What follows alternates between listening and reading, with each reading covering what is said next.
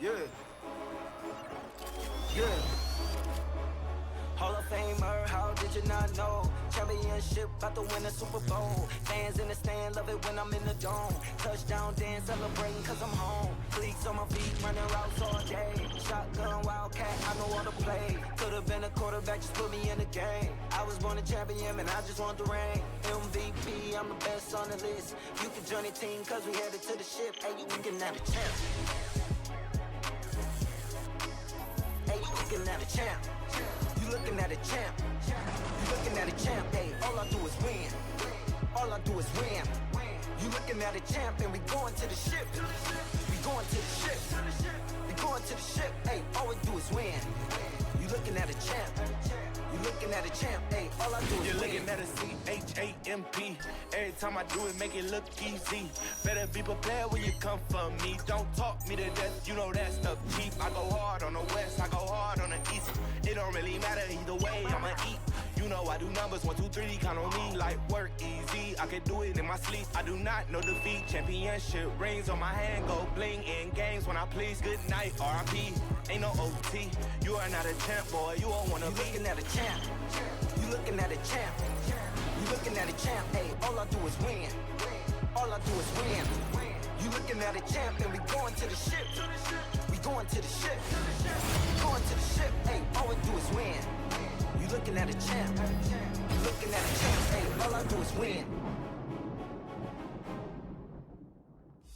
새로운 시즌, 새로운 시작. 안녕하세요. LCK 스프링 스플릿 개막전으로 찾아왔습니다. 김민아입니다. And this is Mina Kim with an announcement. 네, 정말 오래 기다리셨습니다. After a long winter, 겨울을 지나서 LCK 이제 Spring we've 드디어 all been 여러분들 waiting 앞에 for is 섰습니다. kicking off. 하지만 현재 전 However, the 세계적으로 chance of 확산되고 the 있는 신종 2019 코로나 바이러스의 novel 여파로 coronavirus is 부득이하게 increasing LCK around the 역시 nation, 무관중 so 경기를 LCK decided to 진행하게 begin 됐습니다. without 물론 a live audience. 팬 We 여러분과 know this is 선수들의 a bad news, 안전보다 but 중요한 we 건 cannot 아니죠. value anything 팬분들이 higher 직접 than 경기장에 safety and 오시지 health of the 않더라도 fans 저희 and the LCK는 pros. We 매일매일 promise 더 to 좋은 produce the 경기를 best 위해서 broadcast 노력하겠습니다. possible. 그리고 현장에서는 We will 대회를 also try our 진행하는 best to 기관과 모든 protect every 관계자분들의 staff and crew 안전에도 team here at 최선을 Lowell 다할 Park. 예정인데요. 경기장으로 We are 출입하는 measuring 모든 everyone's 인원의 temperature 체온을 측정하고 entering Lowell 있으며 Park, 마스크 착용과 and wearing 지속적인 masks and 손소독제 using hand 사용을 sanitizer is 의무화하며 mandatory. 코로나 바이러스 예방을 위해 In 적극적으로 addition, 힘쓸 예정입니다. medical staffs 또한 are on 골파크 내 site 의료진까지 and 배치하여 stand by 안일한 for any 상태까지 possible 대비할 emergency 계획입니다. 이 situation. 골파크의 관중석이 We are waiting 지금 for 여러분들의 the day 함성으로 that we can 꽉 have a full 채워지길 Lowell Park 바라면서 again, and 새롭게 let's 단장한 begin the brand new 2020 LCK Spring 지금 Split. 시작합니다.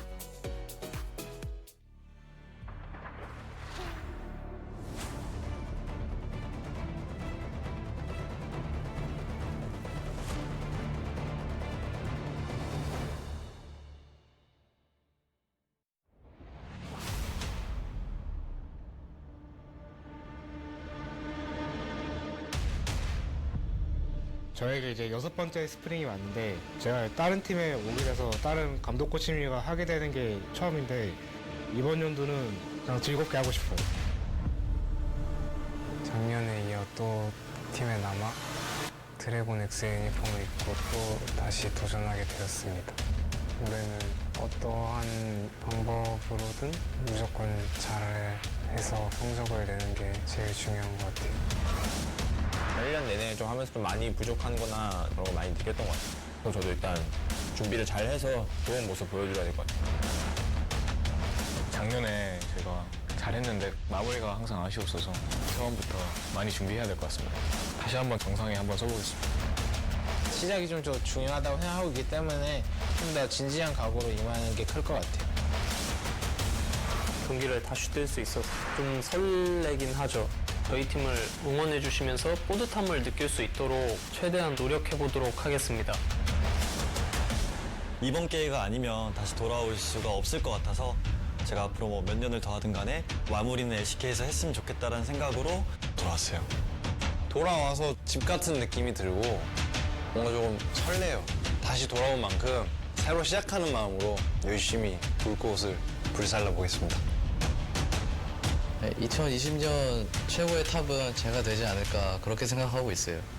이제 스프링 시즌 때도 제가 그 영광 계속 누리도록 하겠습니다.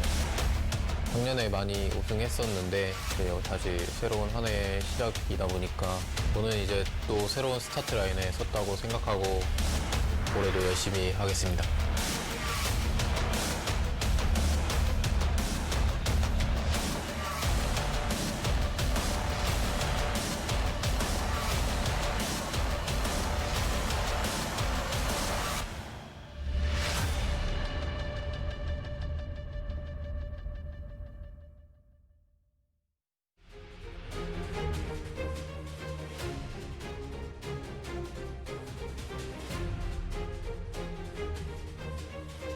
Welcome, ladies and gentlemen, to LCK Spring 2020. I'm Atlas. This is LS by my side. Unfortunately, maybe for LS's sanity and well-being, it's going to be him for the next little while. Bryce Paul, we promise, is coming, but he's just not going to be here for the first week because sometimes visas are difficult to get.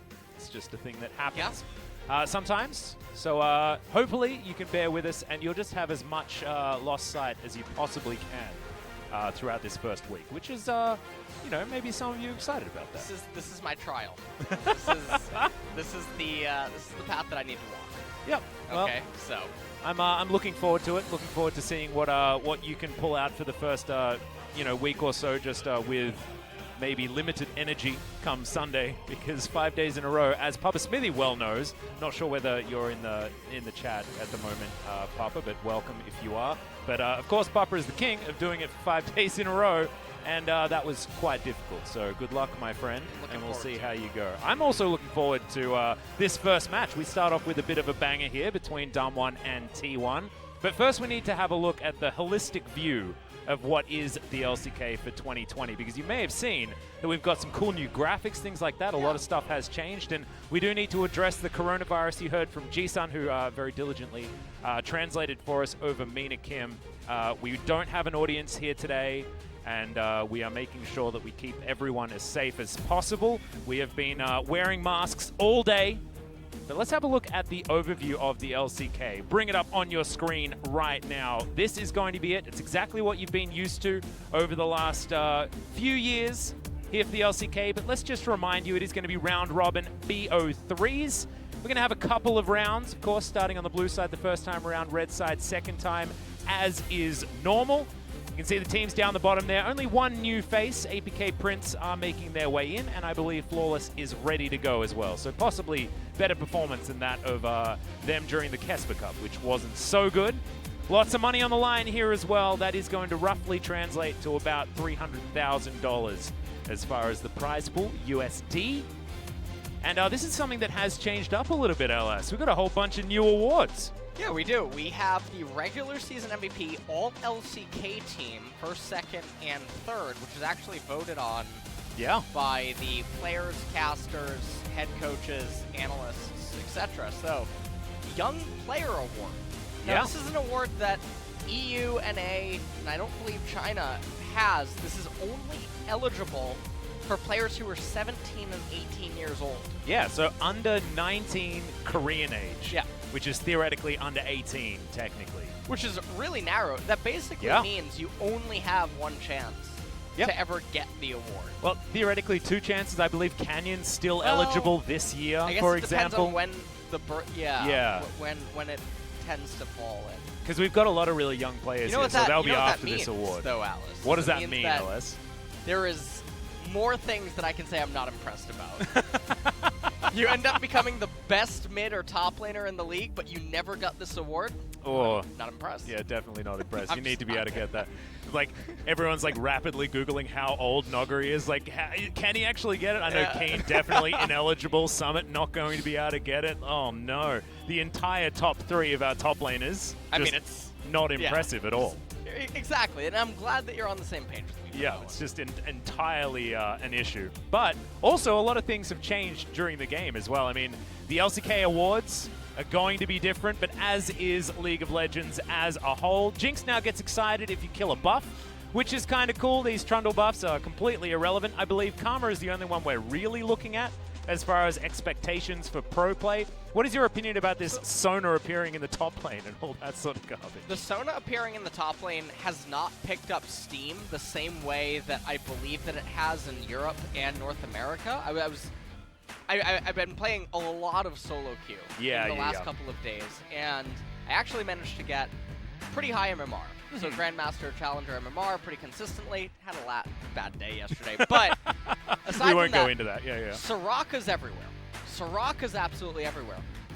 Out of maybe, I don't know how many games I played in the last week, I would say probably over 100, I've only seen Sona once, and it was actually being played by Ray. Top lane. And he lost that game, I think.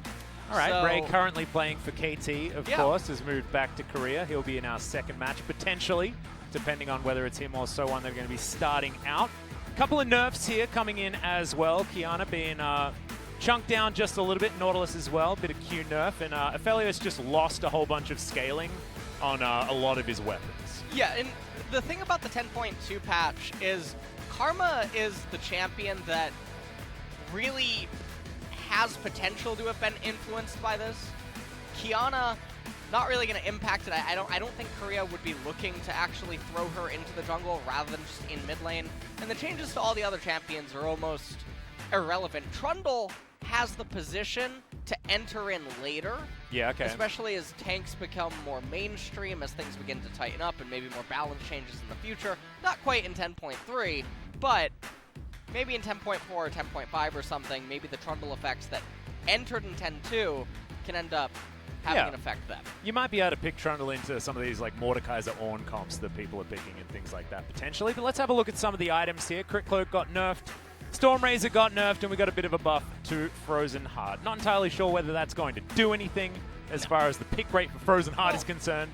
But Shelly now takes less killing, which is pretty cool. Interestingly enough, there was Finn, the EU LEC player, recently built Frozen Heart in a situation that I actually thought it was really brilliant. Okay, cool. So Ornn is probably one of the few champions that can actually build this item, but the stars sort of have to align for it. The enemy team has to have lots of physical damage champions and champions that have a reliance on attack speed. Yeah. And then he can just skip going a second ornament in favor of picking up the Frozen Heart and just combining it and pairing it with the Sunfire Cape. Well, we'll see whether or not Ornn is going to be picking up this item. You can't ornament it, which, like you say, is going to be a little bit rough, but might give it some sort of way in over here.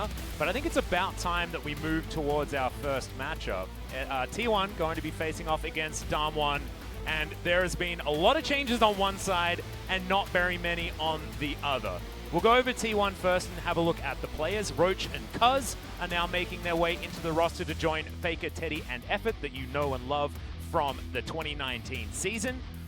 There's been a lot of buzz about Roach and Cuz. Roach not necessarily getting very much airtime when he was playing for Gen.G. He was subbing into the mid lane, the top lane, not necessarily finding success there. But Cuz was a godsend for Kingzone, especially in their heyday roundabout Rift Rivals at the end of last year. We spoke about this a lot on our new podcast, The Pog State, and both of us really feel like Cuz is a player that can slot pretty effectively into Cliz's shoes. Yeah, and Cuz is definitely going to be one of the key players to watch here today. Roach, interestingly, up there in the top lane, I actually think the top meta is probably going to be favorable for him.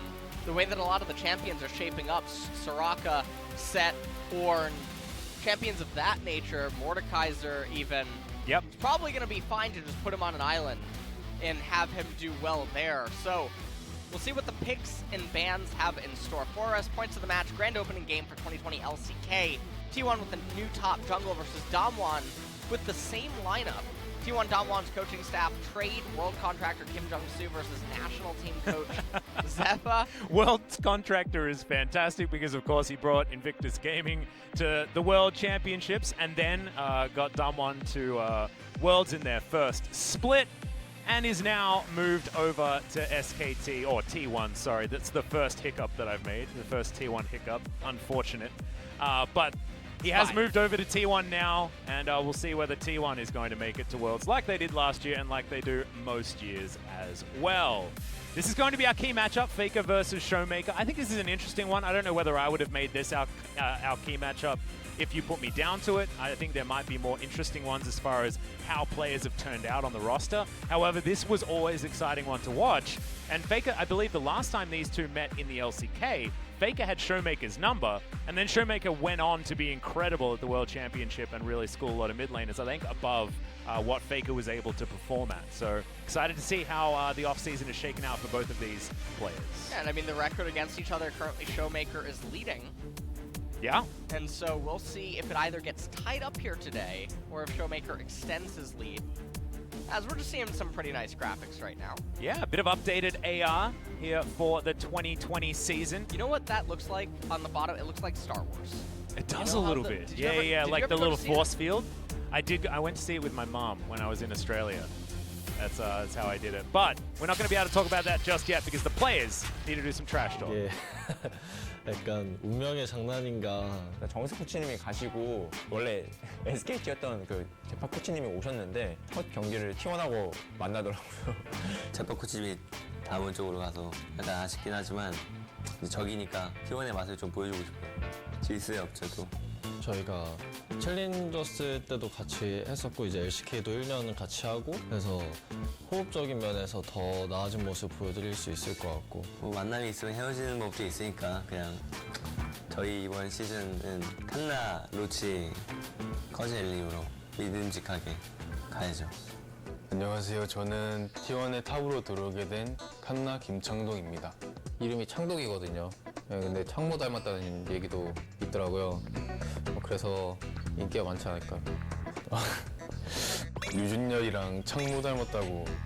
창모는 약간 있는데 유준열은 완전 인정.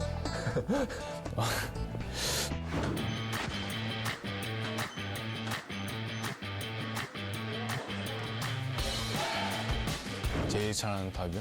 긴 선수 아니면 너구리 선수. 로치 선수는 좀 팀을 위해 희생하는 느낌이 좀 있다고 하면은 칸나는 좀 그렇게 약간 반대되는 그런 상황의 탑플레이인 것 같고 만약에 만나게 된다면은 이기진 못하더라도 밀리고 싶진 않네요. 탑은 그렇게 신경 안 쓰고 있다. 학원이 형이 다 이겨줄 거라고 믿고 있습니다. 칸의 의지를 받아서 한번 칸나가 잘해보도록 하겠습니다. 저는 결국에는 원딜 게임이라 생각해가지고 진성이 형이 아마 캐리해주지 않을까. 그러니까 페리 선수가 되게 딜각이나 약간 이런 원딜러의 좀 캐리력 이런 부분에 되게 굉장히 뛰어나다고 생각하기 때문에 제가 좀 이제 과감한 날에는 짐승형 원딜이 되죠. 네. 액형이랑 안 하니까 너무 긴장되네요. 열심히 해야 될 것 같아요. 바텀 자신 있어요. 진성아, 핵맛 한번 보고 가.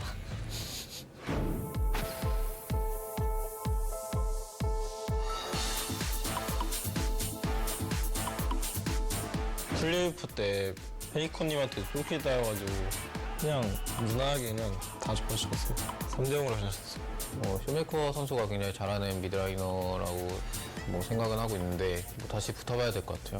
선수는 뭐야 항상 국밥형 미드라이너라고 되게 든든하기 때문에 페이커 선수 또 접니다. 김호수 꼭 이번에는 이겨드리겠습니다. 아니요, 그건 힘들 것 같습니다.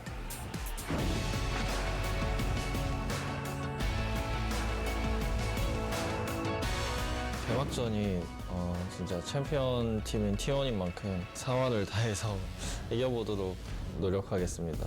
첫 대진 자체는 나쁘지 않은 것 같아요. 이기고 시작하면 기분 좋을 것 같아요. 죄송하지만 개막전은 제가 이기겠습니다.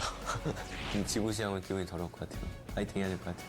저 연습도 되게 요새 빡빡하게 열심히 하고 있거든요. 그래서 개막전부터 빵 터뜨려가지고 캐스파컵 기억도 안 나게 좋은 경기력을 다시 찾아뵈면 되게 좋을 것 같아요. 이번에 새로운 T1 멤버들과 함께하게 됐는데 개막전도 굉장히 열심히 준비해서 좋은 결과 내도록 하겠습니다.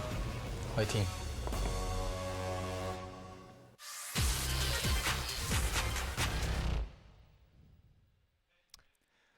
Welcome back to the caster desk. That is the Korean casters. I'm glad that we got to show you the gentleman over there, but now we're back on the screen. I do want to welcome everyone to my glorious new doctor's jacket. Do you like it? Do you like the white? I do. I'm pretty excited, to be perfectly honest. This is it's a new thing for me. Haven't done white jacket outside of finals. But let's welcome the teams. T1 will be on our blue side, and Damwon will be attempting to take them down from the red. Slightly different here because there's no audience. We're not going to be doing bows on the way forward, but have you noticed anything when it comes to the starting rosters here, LS? Because one player has stood out. Canna was played for the majority of the Kesper Cup, but it's Roach that's going to be starting with T1 for their first game. I do think this is a byproduct to how the meta is right now. And, like, you know, we've seen Roach in the past. He's able to be a supportive player and just sort of enable the team, and he doesn't need any resources, or he doesn't really desire them. And right now, the way that the top lane meta is, we're looking for set bans, set picks, Soraka bans, Soraka picks, The interesting thing about Warren picks, you know. Yeah. I think the on is definitely coming, but I haven't seen any Soraka from either of these top laners in solo queue for the last little while on their main accounts. So it will be some dark technologies that they've been hiding if they are going to bring it out. I mean, Soraka has potential to go 4 lanes. So she's able to end up on AD carry. I think it's unlikely that they would allocate it to Teddy. I think that would be a waste really of skill. gross misuse of his skill, absolutely. Yeah, no, I entirely agree. Noguri on the other side, I could see him as being a Soraka top player, like, completely. Oh, no, there's no Kleptomancy because he's so anymore. annoying. There's no Klepto. He would... That's true. That's true. What? Kleptomancy with her. I know, it would have been That would have repulsive. been hilarious. The hilarious thing is actually, that she we hasn't missed been... out on it. Yeah, exactly. She wasn't changed. She could have just been played. Yeah, we missed it. Oh, man. That would have been beautiful. No, it wouldn't have. Yes, I'm glad we missed it. Get off the desk. Oh, We're back to this again. No. I want to go back to what you were talking about as far as facilitators and utility top laners for T1, because I think that some of the best iterations of T1 in the past have been a 2-carry style T1. You know, back when it was Bang and Faker that were carrying together and they'd have facilitatory top side of the map. Even Marin, even though he was more of a carry style, he often shoved his lane forward so that he could create pressure to give Bang and Faker the ability to scale into these games, things like that. Khan wasn't necessarily that. He was another chef in the kitchen. Mata was even similar. He liked to, you know, control games, get things on his own pace. But now having it just purely Teddy and Faker focused might be really helpful to get T1 back into that dominant form that we've come to expect from this squad. And of course, 2019 wasn't a bad year for T1, but not winning Worlds is a bad year for T1 in their eyes. So let's see whether they can turn it around with a slightly different style, harkening back to some old success that T1 has had. And I do believe T1 is going to be on blue side, right? Yep. Yeah, I do believe that is the order. So first pick's going to go their way. Now, I tweeted out an image just before this. Yes, you did. That drafting is going to be the main thing that I've been focusing, or I'm going to primarily focus on, because I've been doing a lot of co-streaming. And we also get to plug our podcast as well, because if you want to hear LS's thoughts on drafting, we talk about it for about 45 minutes. So the funniest thing is that image directly goes against what I talked about in the podcast. I know, it's so beautiful. In that, no, you can't just actually understand Pick Fan. That's... Yeah. Oh, man. I liked it. I liked that your tweet was subtle as well. And also, you deactivated your Twitter for some reason. I so did, because now you don't have any followers anymore. So I don't know whether anyone even saw it. So you should probably go and refollow LS if you stopped following him for either the spicy memes or for the in-depth analysis of the draft phase. We are getting very close to this game, LS. I'm very excited to see which one of these teams is going to come out on top, because I think today is going to do a lot to shape how things are going to be in this tournament, because the two of us were talking about sort of the top 5 teams of the LCK. On day 1, we have 3 of them debuting, and let's see where they're going to shape up, because I think that this season, starting it out, is probably the hardest to predict as far as where the top 5 teams actually sit in correlation with one another. Yeah, and I mean, like we talked about in the podcast, I predict that DragonX is going to be one of the main teams to really watch. Obviously, T1, Damwon up there as well. Yep. Gen.G also Gen.G, looking very strong. And then Afrika it's Freaks. Afrika and Damn, it's so Sandbox. good. Yeah. Right there in the middle. And so, no matter what, we do have a very strong top 6, most likely. Yep. Coming into spring. But at Worlds, Korea did get eliminated in the quarterfinals.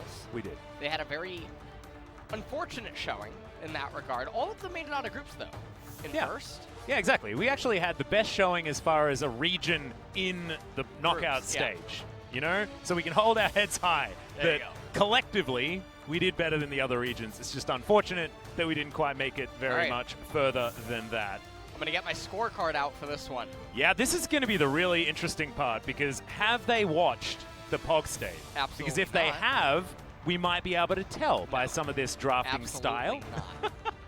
But if they haven't, we might be having to chain LS to the desk in order to get him to stay. You think I'm here for 5 days? It was actually great. I'm maybe here for 5 minutes. Oh no, oh no. Well, it's okay. I've had the Kesper Cup training. Yeah. I know how to solo cast now. Oh, I did yeah, it for an hour and a half true. with no games to talk about. So don't worry, we're going to be absolutely fine. I believe there are VODs on the internet. Don't watch them. Here we go, though, into pick and ban for game number 1. This is our brand new pick ban graphic, similar to those that have, evolved overseas. However, I like our iteration of it. It's very clean. Big fan. As like our that T1 will keyboard. be starting off on our blue side, like we were talking about, and Syndra will cop that first ban. Syndra actually being banned away is actually quite a lot of respect. It's definitely something I like to see. Talia now also being banned away. So I wonder if Korea is actually going to keep something that we saw happening inside of the Kespa Cup as pretty much a mainstay, where blue just targets the enemy team and red targets traditional meta. Now we're getting Rek'Sai and Elise banned away, so I'm already not feeling... There's a lot of sinners that have been removed. So that might be good news or bad news. Because Damwon looks to be putting a lot of emphasis on Cuz's pickups. His 3 most played in solo queue this season so far have been Lee Sin, Elise, and Rek'Sai. So Lee Sin could just be the next ban, and then we'd be looking at so many power picks available. It's Akali that's taken off the board, thank goodness, because she's so extraordinarily strong, is the most banned champion in every other league at the moment. But T1, considering the set, and they'll lock it in. Noguri right now has 100% win rate on set. And this is largely a pick away, but Roach has been playing a lot of him as well. Soraka annihilates him in top lane. I imagine she basically invalidates him, but instead... We're getting a large dose of new champions, and thankfully I have LS with me to talk about Aphelios. He is definitely the forefront of any sort of Aphelios analytics. At this point in time, ignore what Reddit has to say and ignore what he said on his stream. He knows everything about it. Misfortune also going to be picked up here.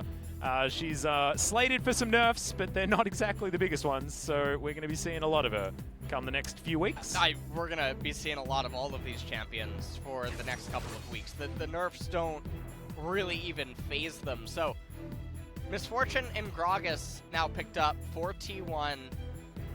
Damwon with the Mordekaiser Aphelios R1, R2, and they're rounding it out with Lee Sin, which is really interesting. Oh no. So we're already at that kind of...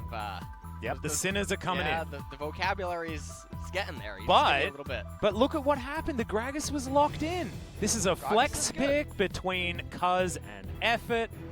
Could theoretically go into multiple hands here, but likely we're going to see Roach piloting the set towards the top side. And Gragas was always pretty good into the Lee Sin. Just felt like he did what Lee Sin did, but with more options, right? Yeah, and I think the question right now that I'm asking is, do they ban Yasuo, or is Damwon going to ban Yasuo, or are they going to respect the Gragas-Yasuo combo that used to be extremely popular? But remember, Crit Cloak was nerfed. Yep. And so that does impact Yasuo ever so slightly. LeBlanc being hovered by T1, that would be a very strange ban, because champions on T1 are already going to be incentivized to build magic resistance via the QSS. That's going to be necessary for Mordekaiser, which would then cause more problems for a champion like LeBlanc. Damwon have to decide now on their last ban. It's going to be a Nautilus. Wow, so not going to respect the potential Yasuo pick that's here.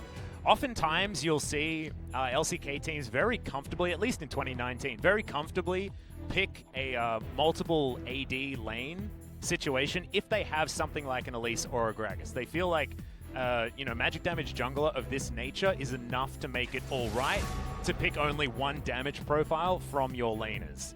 Often is the case with what they think. I don't know whether it's necessarily the best choice, but still could certainly come in here as that Thresh has been banned away on T1 side, and now Damwon with their first pickup in the second round. Braum is going to be locked in. So here's the big question. Does a mage support? No. Nope. Leona's probably like up there when it comes to the tank supports, though, right? She is. Yeah. She is. Doesn't mean it's okay. So give me Fakey Yasuo right now. Do it, T1. The whole thing about Damwon is they're all extremely short range, even Aphelios, outside of when he has that other gun available. Don't even ask me the name, okay? But wait, is it the Gravidum, the Infernum, the Crescendum, the somethingdom? Lady Antebellum? What? Where are we going? Coronium? No. That's not allowed here. That's not allowed. That's not allowed. No. Yeah, they stopped that at the door here. They did. They stopped that at the door well and so, Leona ends up coming in as a means to get solely on Aphelios, I'm assuming, but also because she's the best, well, she's arguably the best tank support inside of the meta right now. But Damwon Gaming had really clear weaknesses inside of their draft by R4, and the way that T1 ended up responding to it was just a handshake, straight up fighting and straight up aggression of that sorts. And so they have this very wonky combo-y type of team composition that now has to engage onto Damwon. Because of the rumble in the mid lane, Gragas not going to get as much value by building Pure Glass Cannon. And so that'll be something that is obviously going to weaken him ever so slightly. There's also a lot of champions on the side of Damwon that Set does not personally like going up against. The thing that I do like about T1's composition is the Wombo is just despicable. You layer, like, on top of the ultimate coming out from Set, you can then put down the bullet time, the equalizer, like everything can pile in. You can follow up the CC with the solar flare coming out, and then Cuz can potentially ruin it all with a gigantic cask into that pack up of champions. But there is a lot of AoE damage and a lot of mid-game focus from this T1 composition. So if there's ever going to be that time where a Cinecomp could potentially work, it's with a lot of these champions paired on top of each other that can fight around 25 minutes extraordinarily well. And that's going to be the main question here. Damwon has an extremely scary 1.5 item team comp, 2 item. They have some split push access, but again, it's all going to come down to T1's engages. We're going to see what that ends up meaning for them. Well, here we are onto the Rift for game number 1 of LCK Spring 2020. Not going to be too many fan chants here. We could fake it like we did in the Kesper Cup, but I don't want to, because I want the fans to be able to, you know, really come in and give it their all with the fan chants when they're finally allowed into LoL Park. If you are one of our global fans that traveled out here to Korea, I know there's a few of you that were looking to try and get access to a few of these games. We're really sorry that this has ruined at least the League of Legends side of your holiday, but I hope you're still enjoying the show regardless. And come down to LoL Park. There's a lot of cool stuff to see, even if you can't get into the arena. I just want to point out that it seems like Teddy's misfortune is having a bit of flatulence. Yeah, there are some issues down there. Nuclear as well is just switching weapons as much as he possibly can. Taco Bell was having a discount before the match. For her, I'll tell you that much. Whoopsies. All right, well, looks like Gragas is going to be starting on his blue camp. And we'll have to see how everything ends up transpiring. Mountain Drake going to be the first one of the game. So we'll see who ends up getting some value from that. Now, Roach up here in this top lane is not actually going to be going the Inspiration Tree. He's also not going to do the adaption that some Korean sets have been doing, which is Gathering Storm Transcendence. Okay, yeah, not going to go into the Sorcery Tree here. He does get a decent punch onto Noguri, but Noguri doesn't seem too worried about that. Mordekaiser often pretty comfortable into melee matchups. How's the Set matchup for a Mordekaiser? Have you experienced this one so far? I've played it quite a bit, and I've seen it in solo queue. Set's definitely favored in the laning phase. And then once once Mordekaiser completes his first item, Set can lose. And then Set can bring it back at later points inside of the match. So Set's favored for about the first 15 minutes, and then Mord sort of takes over, depending on how Set itemizes. Now, however, because of the Rise in Mordekaiser aspect, that's a lot of magic damage. Oh, yeah. And also because of the amount of CC that Damwon has, Roach can definitely be incentivized to stack X-Drinker into Merc Treads and get those resistances to remain super relevant and actually maybe even stifle Mordekaiser's spike. Well, you saw Nuclear did safely make it to level 2. Of course, Aphelios doesn't exactly have the strongest level 1, lacking a button and all that. You can, of course, swap your guns over and over again, but it doesn't do a massive amount. See how this lane is going to pan out, though. I'd assume that Teddy and Effort should have a little bit of early game control. The Haymaker and the Death's Grasp coming down, but Noguri is very comfortable in this lane at the moment. That was a really bad trade by Roach. I have no idea why he Haymakered that early. That was definitely not part of the combo. No. It's supposed to be, I assume, utilizing the shield. Yeah. A little bit better than that. Or just the true damage in general. Utilizing the grit, that would be... All right. Just things should have been better in that moment. A lot. Yeah, he's trading in very bizarre ways from the get-go. He's also down, actually, quite a bit of CS. We've only had 4 waves up until this point. So he gets actually a pretty good trade, though, right there. Yeah, that was a better one. He actually utilized the shield, at least proportionally. It looks like Noguri doesn't seem to mind too much, ahead by an entire minion wave at this stage. As Faker and Showmaker going basically CS for CS. And Teddy a slight advantage towards the bottom side and gets a cheetah recall as well, as you can see. And will move back with some boots and a longsword. He's going to be back in the lane. Everything is completely fine. So, I mean, this is quite literally the cheetah recall. They come back to a lane state that's favorable for them. MF has better items, and now Nuclear, the question that you ask yourself is, do you lose lane control and recall here, or do you stay in lane? He's down some mana, and then he would also be down combat stats. He just sold his red potion to get tier 2 boots. Okay. And he's changing his guns, and I'm waiting for production to tell me what that means.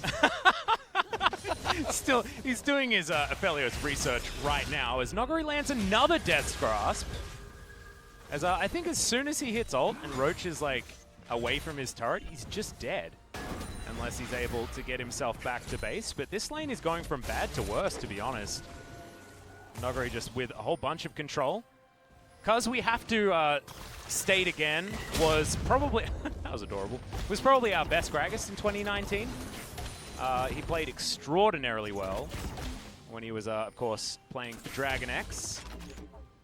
Had some beautiful compositions, even with Neon, who wasn't necessarily known as a Yasuo player.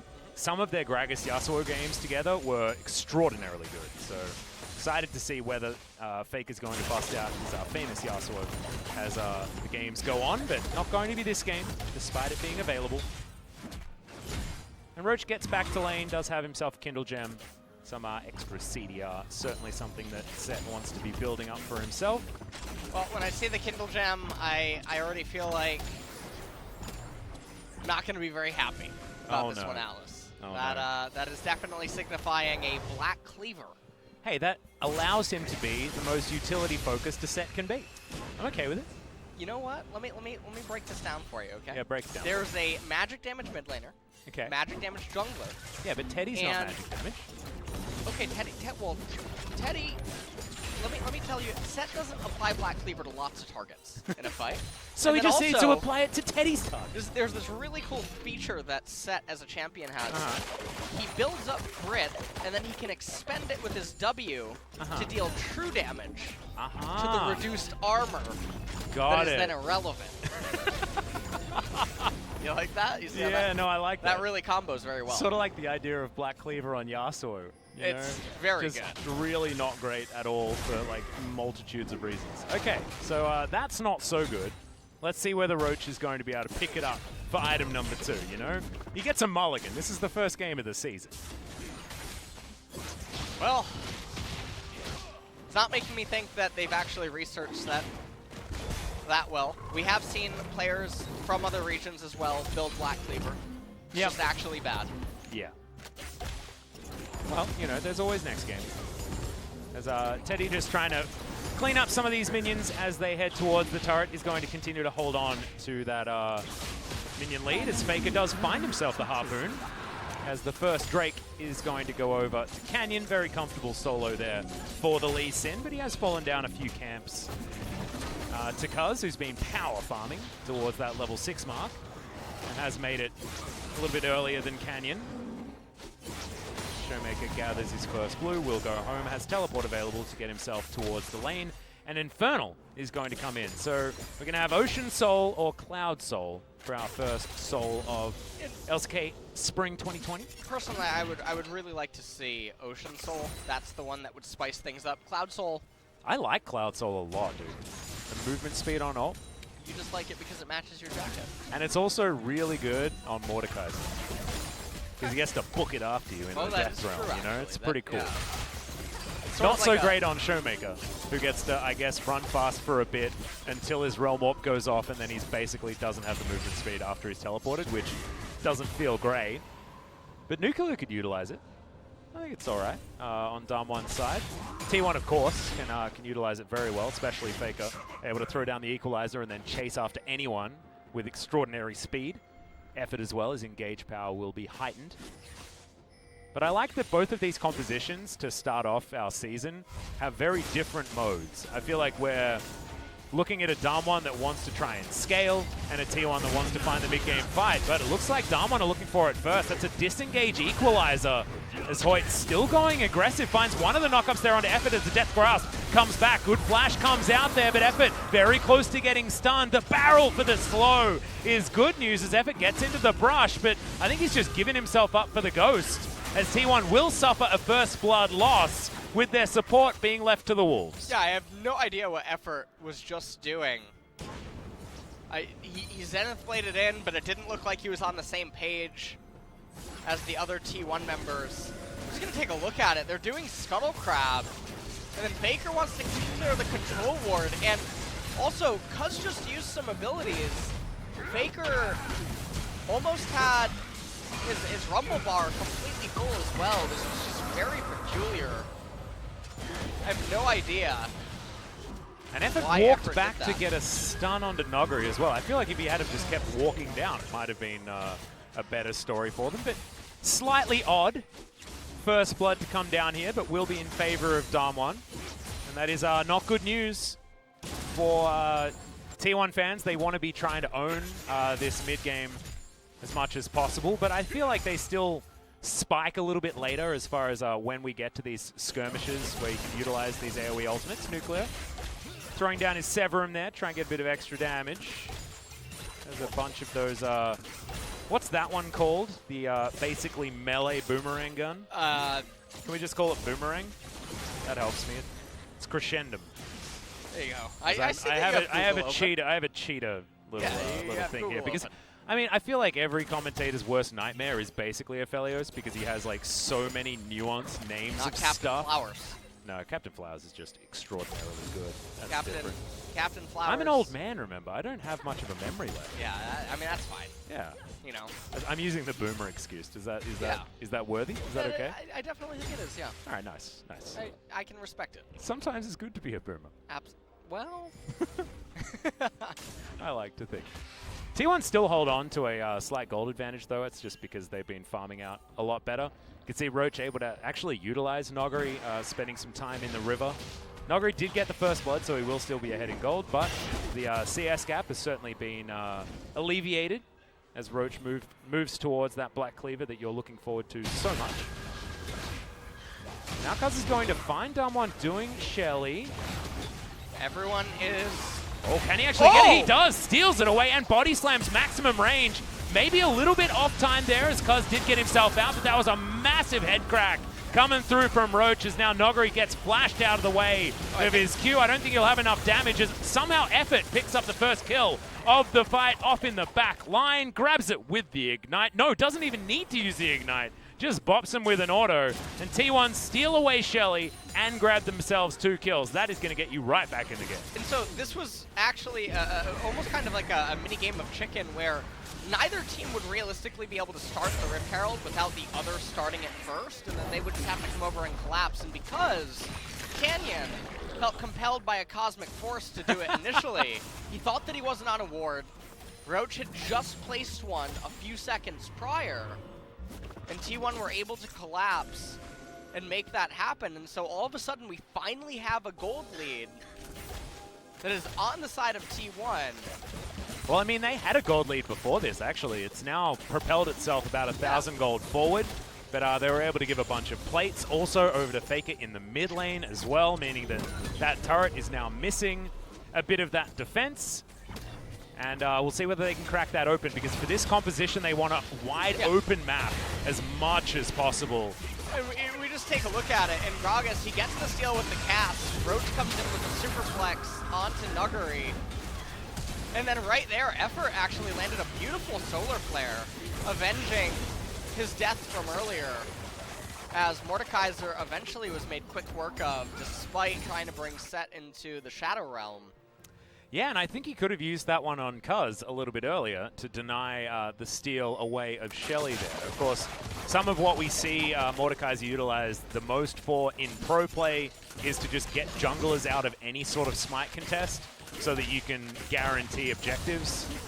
That wasn't on Nuggery's mind. He was trying to win the next subsequent team fight instead of wanting to do that one. Maybe just thought that Canyon would be able to lock that one down comfortably himself, but unfortunately not able to happen, and also was punished for it afterwards. So T1 now firm control over this game. I say firm, you know, 1,000 gold lead, and a Drake disadvantage isn't necessarily the firmest control, but still feeling pretty good. Vision, as you can see there, Hoyt is going to be winning out, but otherwise it's all about T1 for Vision score. T1 now going to pick themselves up an Infernal Dragon, and then we're going to get the real prize, which is... If we start the 2020 season, oh, we do. We get Earth, Wind, and Fire. Love it. Love it. This is my favorite array of Drakes. And also, now we get to see what I was talking about with the extra movement speed on a lot of these champions after they utilize ultimate abilities. I want to point out to you about how the Cloud Drake symbol looks like a silhouette for a rooster. It does a little bit. Right? Or a cockatoo if you're in Australia. Exactly. Yeah, and it just needs to be yellow. You pointed out earlier that the Ocean Dragon looks like a Plesiosaur. Yeah. So Plesiosaur, I believe, is the one. We're learning what their evolution is coming from. Uh-huh. You know, so. The Plesiosaur, for those playing at home that don't know their dinosaurs super well, it looks like the Loch Ness Monster. And I believe it was that big thing in Jurassic World that murdered the T-Rex at the end or something like that. Sorry to give away spoilers. It was one of the dinosaurs, and he just came up and ate it. As Roach is just punching a whole bunch of these minions. We'll clear out this minion wave very comfortably. Control ward around near that alcove to stop any funny business. And T1 just happy to play this one out. They've in fact got the game state to a pretty decent clip for themselves, and now able to play around objectives as they move towards their power spikes. Leandries has picked up the first item here for Faker. Does so much work for the Rumble. Happy to see it picked up first here. A really nice item to see. Gragas has Predator Boots right now, going to be moving into Zanya's Hourglass as his second item, but you can already see that there is a bit of magic resistance already built on several members on Damwon. Yeah, not going to be the most high value Sorcerer's Shoes purchase. And there's the QSS by Set. I hate that part, man. What? Set's ability is the way that they line up, they leave the spellcasters with 4 HP. Oh, no. And then if your minions are attacking them and they're clumped, you can't actually... miss every single one. Oh, it feels terrible. Oh, it feels so awful. So the idea is to give them a little auto attack first, and then boot them together. You could do that, or you can actually put a second point in each. Ah, okay. That fixes it as well. Helps you out. Well, Cuz moving on down, we'll spot a whole bunch of control wards here, defending Nuclear and Hoyt as the Solar Flare does go wide, gets himself the stun, as has to use the cleanse to get out of the way of the Zenith Blade, so effort, not a miss there. Did manage to get himself a Summoner's Spell in trade for his ultimate.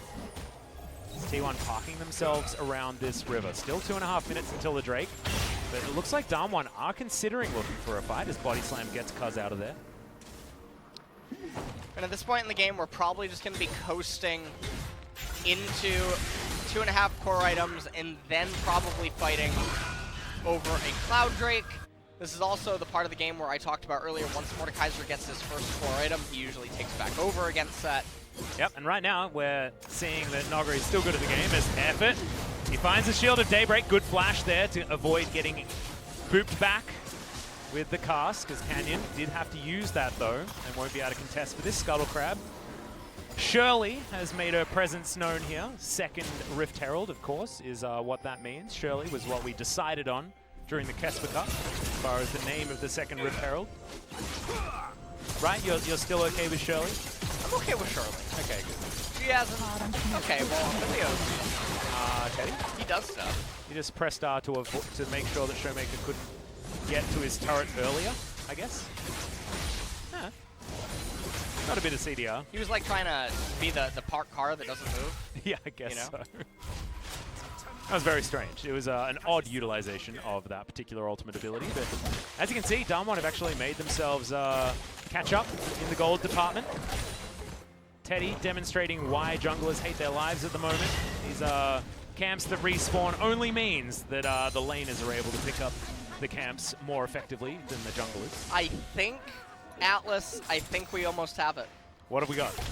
Take a look at Faker's item. Oh, that's Rylai's. That's what you think. That's Rylai's, dude. That's It's all an the Oblivion. components to a No, Rylai's. it's also all the components to the Forbidden Book, that of which we will not speak its name. It's not going to be purchased, LS, okay? He's not gonna going buy to do it, that Atlas. to us. No, he would He's not do gonna that. do it. This is Faker. This is the most popular player in the world, LS. He would never do that to us. The enemy has a Mountain Drake and magic resistances, and he's gonna get the M-Pen. Stop talking about it. It is not going to happen. Faker, Atlas, just go back and complete I don't it. want to talk about Go it. back and complete the Rylai's Crystal Scepter and make us all know how good you are. Needs to get He's the going to get Void Death Grasp Staff. first. As he's trying to run away, Scrap Shield is on cooldown, has to put down the ultimate. Equalizer not necessarily working as Nogari puts him in the Death Realm, and then in the Death Chamber immediately afterwards. Roach throws down the ultimate though, and that's going to be a kill going over to Teddy. Effort goes golden, trying to keep himself alive, but the Calibrum is there coming in from the backline of Nuclear. Helps take down that kill. It is going to be Canyon that secures it in the end, and this is a big win for Damwon as Shelly is getting to work in the middle. Shelly is furious right now. Oh no! Oh no! Oh no, You saw Faker's it. let us down. I believed so hard. He was supposed to bring balance to the force. He was! Atlas, not. Oh no. Oh man. I'm just Well. imagining Faker now saying that he had the high ground, but he just died. Look at this moment. Mordekaiser Nuggery came in, he told him don't even try it. And just like Anakin, he'll get burned alive on the lava. It's exactly what happened. Oh no. Roach comes over to try to do some stuff. Now this is actually bad news bears for T1's team composition. We talked about this in the draft phase. They get reliant on Wombo, Faker, and Cuz both not going to be getting to deal a lot of damage because you've incentivized the opponent to build magic resistances. They also happen to win the lottery by rolling a Mountain Dragon. That amplifies it ever so slightly, but when you build something like Oblivion Orb that gives you the magic penetration, and then you're going to complete it into Morello, you're going to lose out on a lot of value from that M-Pen. And now all that you're really getting is Grievous Wounds. No one cares about that. Okay? Well, I mean, these team fights aren't being you conducted saw via sustain. there is 1/5 Yeah, of break it Nuclear's kit Okay. that gives him healing, okay? Oh, okay. On Q and auto attack. Yeah. All right? Meaning that 8%, having, by the having way. that denial What's 8% of 300? a rather small number. Yeah, thanks. But it is still a number. Okay. Is it above 0? Yes, it is. Therefore, Morello doing something. As Severum trying to get work done onto Teddy, but he just boops it. Good night, sweet prince. Nuclear's not going to try that one again. What? She hit him with the coronavirus. Wow. Oh, no. Wow. And Teddy had just completed Infinity Edge. That's when Nuclear like presses tab and goes, oh. Oh, no. Oh, no. That was pretty impressive, the amount of damage that amassed. Yeah. That's what happens when you crit and press Q at the same time, I guess. You know what that just reminded me of? Did you ever play Super Punch-Out? Yeah, I did. You know Narcissus Prince? Oh, I don't how remember he the looks names. really Damn. fancy. Yeah. And like dancing. That's how Yeah. Aphelios just Oh, looked. and that dude, Yeah. you can actually catch him in like an animation Yes, lock yes. and kill him like basically instantly. Yes. Oh, that is what happened. But Nuclear's the one that killed himself on an MF. He walked in, he's like, look at my cool lifesteal gun, and then died. Yep. Well, yeah, that was a subpar maneuver. You can see actually, as far as the CS is concerned, Showmaker doing great things, now able to take solo gold by killing that turret as well. He's the one true part of the force as we have a look at the pro view.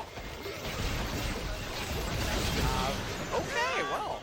That was a big old crit. Look at a third of his health. I like how Teddy, there was no reaction whatsoever. He might have just said too easy or something. There it is. Little The sentry first of the turret season. coming out there as Nuclear's got his melee gun and switches to the Gravitum here, trying to deter effort from clearing out his ward. Does so effectively. As now he's going to face check Cuz. Barrel comes in, gets a flash out of the 80 carry. It's exactly what you want. Cuz at the right place at the right time. And also, Roach looks like he's transitioning into tank set. He has now picked up the Spectre's Cowl, probably going to go into the Spirit Visage, and then go on from there while just relying on the Black Cleaver. And I mean, this makes the Cleaver even worse of an item. But I do like Spirit Visage on set. I do like it, yeah. Given his extra health regen that you get from your grit, it can work out. Much like building Spirit Visage on Garen, if you're a Garen player, just feels great to get your health back so extraordinarily quickly.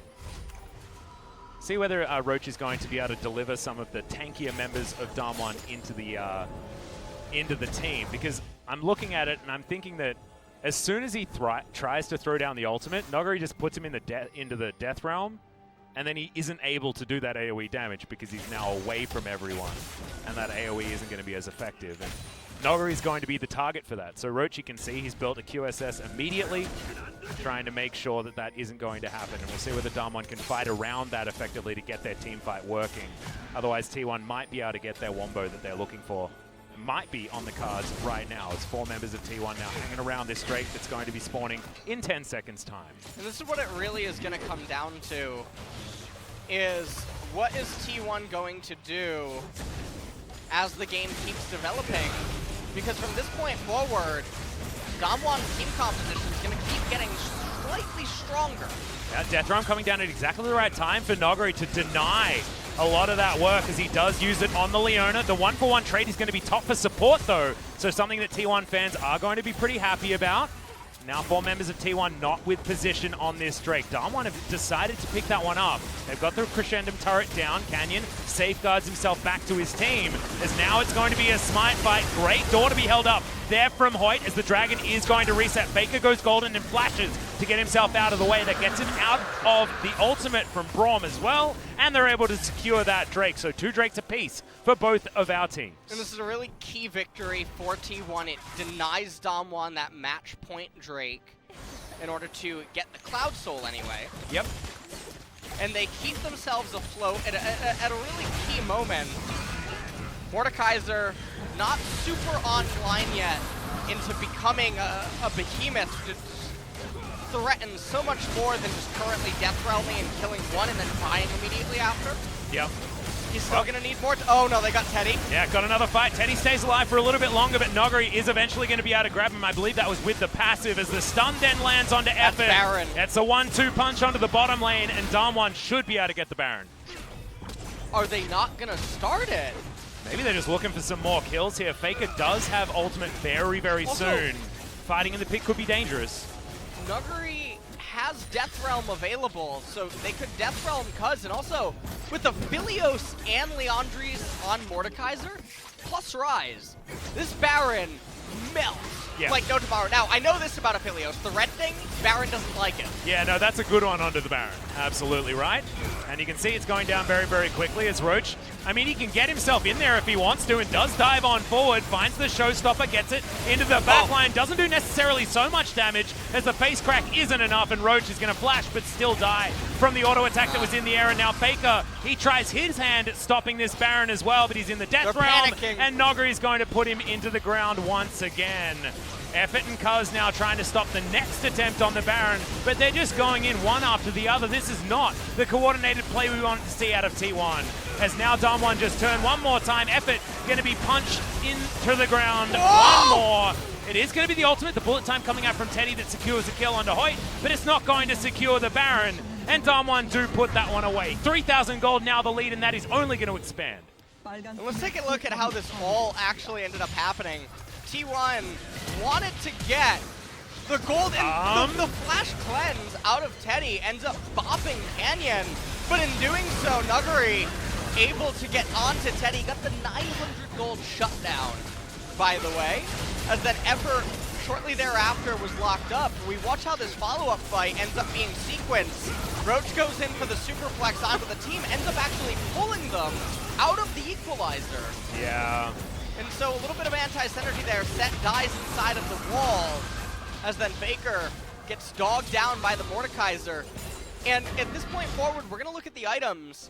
This is where things start becoming more and more scary for the champions on Damwon, whereas Rumble's gonna be basically the same, Set's gonna be the same, Gragas Another is the team same. fight here into the mid lane as the equalizer was already down.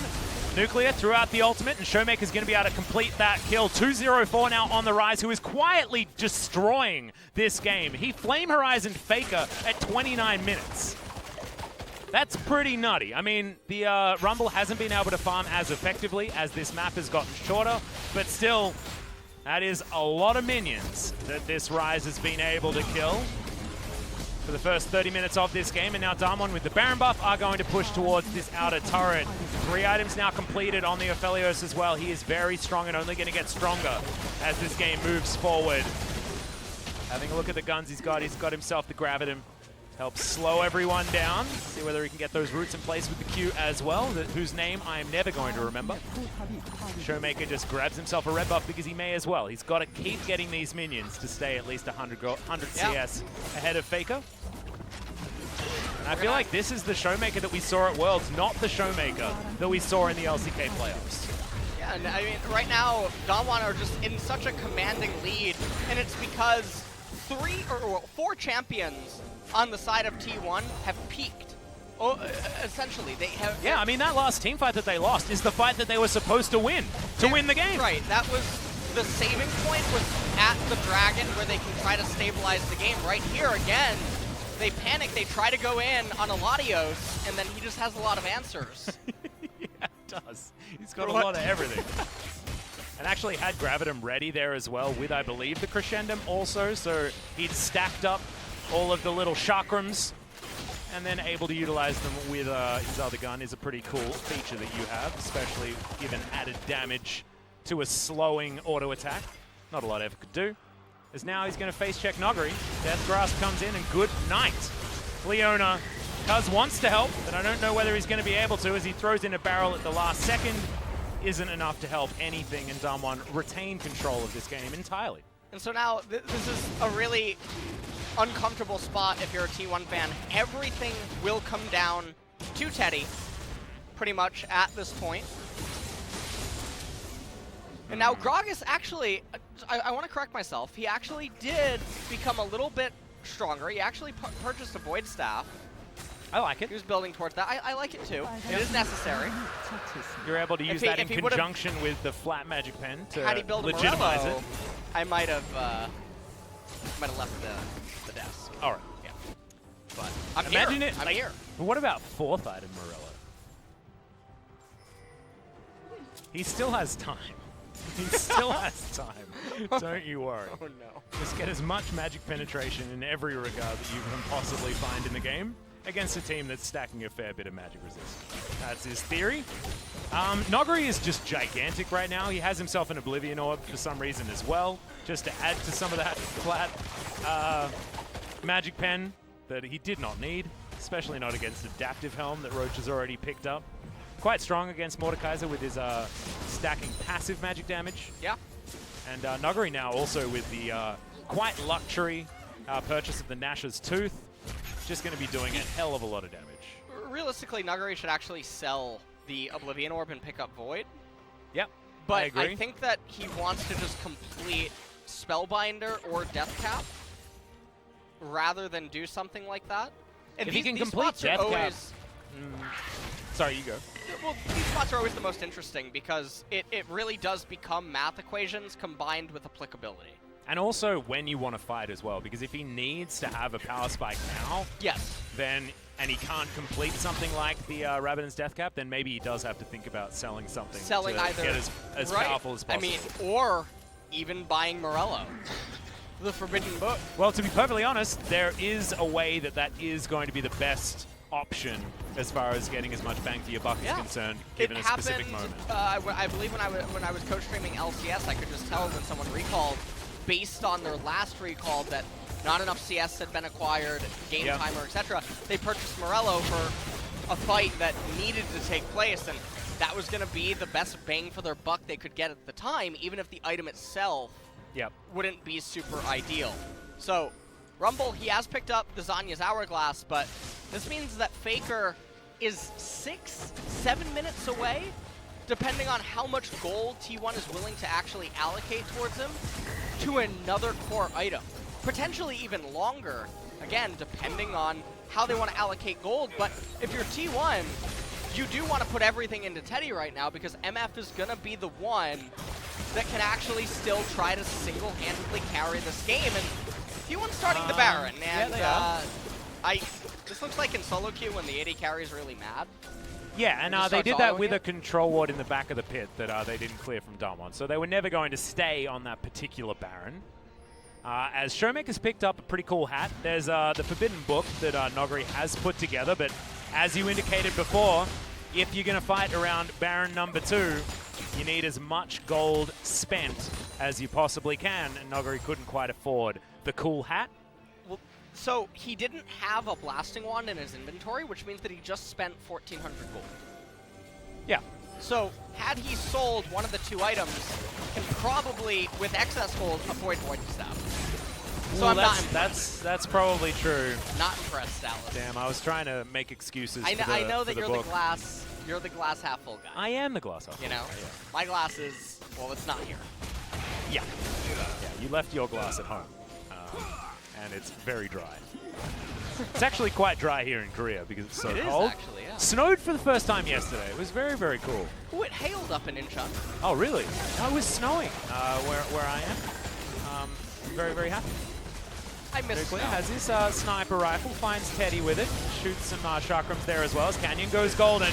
Effort now looking for the stun. That's a great boot back as the bullet time flies on top of a glowing Hoyt. He did go golden for the right time, but isn't able to escape as Roach punches him in the face. Canyon now can't get back into this fight, but Noguri, he certainly can. He's got a giant health bar, and now he's looking for more, but he gets thrown in to the rest of his team, and oh no, Canyon executed by his own player. As now Cars, he can go golden a couple of times, I believe, but no, isn't able to. Nah, and it was already broken, was the extra stopwatch. It's a 2-4-4, and it's only Teddy that's able to try and stop this inevitable Baron, but it looks like Damwon are looking for the finish. Teddy has to be really careful right now.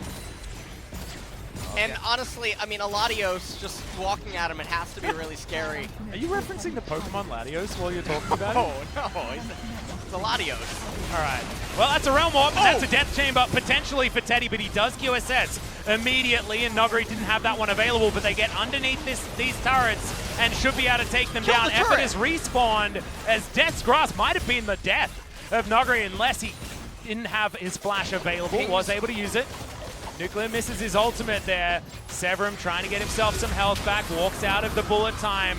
But we see how this story goes, and it's Teddy just destroying the opposing AD carry. Now looking for Noguri, gets himself his shield back. Death Grasp sidestepped nicely, the door put down, and then able to just grab the Mordekaiser out of the air. I don't know whether that ult is going to be enough, but Teddy doesn't get the double up, but will be able to get the final kill in his triple to save T1, at least in this instance. I mean, they're going to get the Baron for sure. And are they going to send one person or 2? Yes. They identify that this is the only line Canyon can actually take, is to try to get that Cloud Dragon.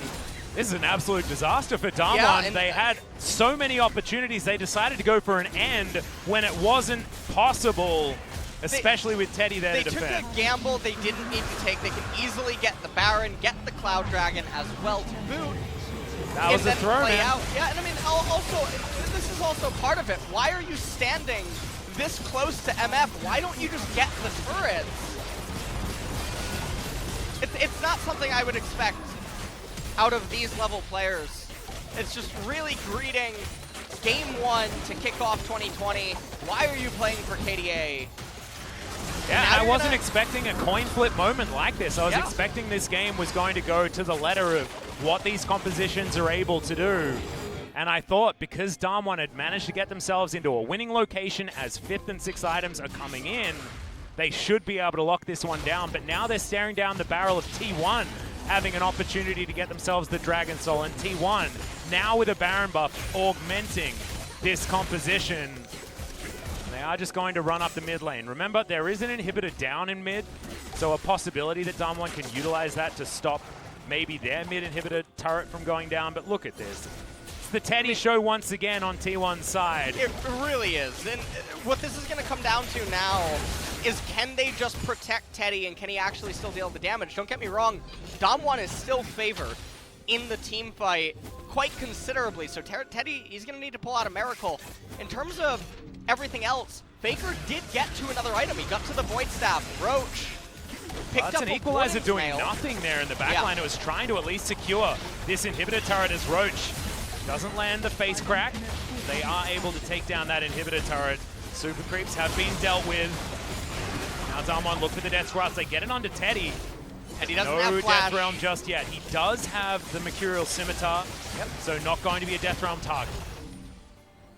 Now, it would be wise to just wait the 1 minute, let the Baron dissipate, give up the middle inhibitor. Doesn't matter if you lose it.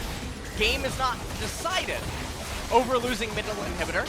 Well, that's a decent cast there onto Nogra. He's chased. They got He's Teddy! Teddy is thrown back into the team and destroyed by the Aphelios. It might be his time as the ult comes down. Massive damage onto Effort and to Cuz, but it looks like the disengage was successful. Realm Warp, though, says no as Showmaker dives on top of Faker. He has another equalizer, but it's not quite doing enough as Canyon might burn down to the flame spitter, but no, it's going to be Showmaker that locks down the Rumble, and now Roach not very far to go. He'll get stunned up, he'll get destroyed. Haymaker not going to do anything as now Effort trying to hold on to minion waves to deny the end of the game. They have minions, though, so it doesn't even matter. Even without the minions, they would be able to end this with Braum tanking because that turret is on its last leg. No one's coming up.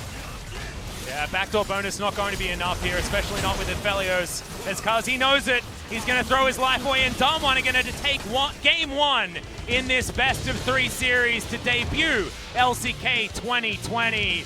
It was back and forth. I thought Damwon may have thrown it in that last heated engage around the Baron, but wasn't to be had because the counter throw was there from T1. The counter throw was there as well, but T1, they were constantly fighting an uphill battle due to we're the Sith right now. All right, now we're the Jedi. We're back on the side of the light. Back on the light. Yeah. Balance is all things should be.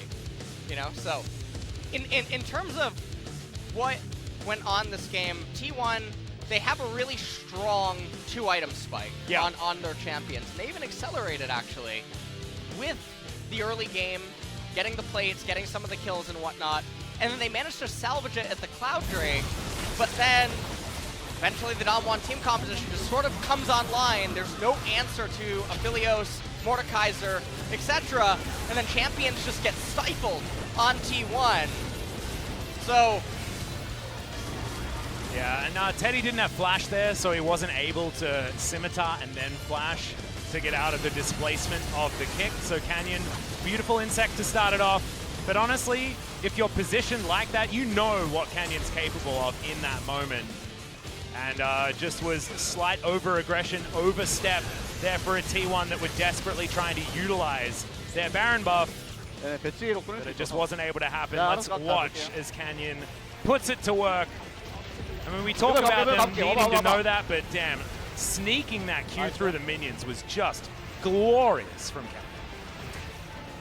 Managed to get in there, do what he did to MF, and like you said, Teddy didn't have flash available. They shouldn't have been posturing like that. Wasn't the end of the world, even if they don't get the inhibitor. Either way, actually, Dom1 can either concede it, or even if SKT get it, again, it's not the end of the world, so why are you positioning like that? Yeah. Game number 1, the draft plague that I was worried about coming into this series for T1 seems to continue. It seems to be very real. Having a look at the goal difference here, it was basically what we were expecting out of both of these teams. You can see T1 with a slight advantage as we headed towards the mid-game, but then it was all about Dom1. They had some hiccups, but otherwise things did work out based on what these compositions should have been capable of. I think it was beautiful watching Noguri playing the Mordekaiser. He really did hold on to this game, much like we were expecting Noguri to be able to, certainly showing that he is part of our dynamic trio of top lane talent. Used to be 4 players, but Khan has left us for the LPL. The LCK Hydra is what we'll call it now. There you go. Very the Hydra? The Hydra. The 3-headed Hydra? I think I get it. You Okay. like that? I'm okay with, We'll go with Hydra. Yeah. Okay. Okay. Well, ladies and gentlemen, that's going to do it for game number 1, but still plenty more LCK action coming up as we try and conclude this best of 3. Can T1 fight back against Dom1 Gaming, or will it be a Dom1 2-0? We'll have to find out after the break.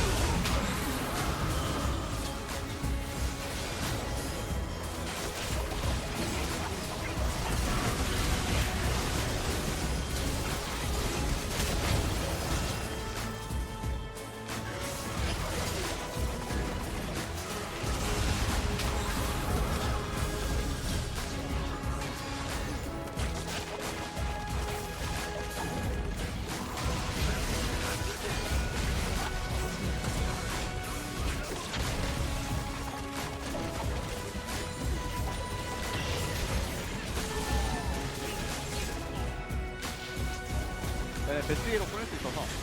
자, 알아서 가서 놔둘게요. 야, 가져올게. 가볼게. 와봐. 야, 미포. 나이스. 잘 찼다. 야, 싸우자. 뭐야, 얘도 수론이네. 천천히. 나 라이드 공 없어? 야, 몇 명만 타봐, 이거. 나 탈게. 나 존나 있다. 몇 명만 타봐, 나 탈래. 천천히. 세트. 나 럼블 보는 중. 아, 나 죽었다. 럼블. 천천히 해봐, 앞에. 세트 보자. 라인 시키면서. 야, 세트 봐줘. 아, 미드. 라인 시키면서 가면 끝날 듯. 노공이야. 야, 이거 지켜야 돼. 레오나가 라인 끊는다. 조금만 지키면 끝나, 어차피. 안 돼, 이거 몸대고 해도 근데 몸대고 계속 끝날 것 같긴.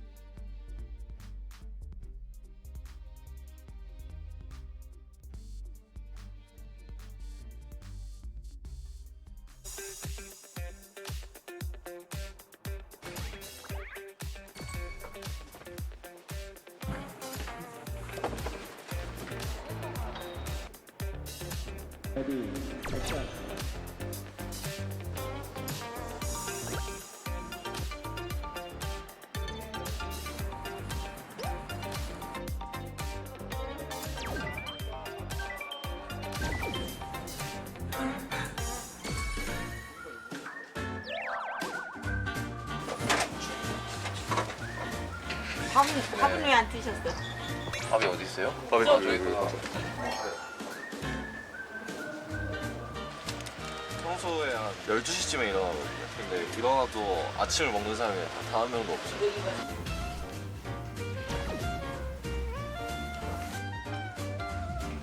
딱 이거 다 먹으면 맛있게 될 거니까 더 먹으면 더 그렇게 해가지고.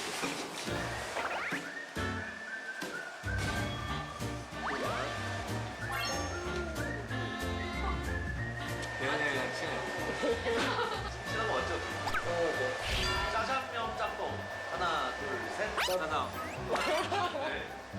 여름 겨울 하나 둘셋 겨울 이거 좀 심하네.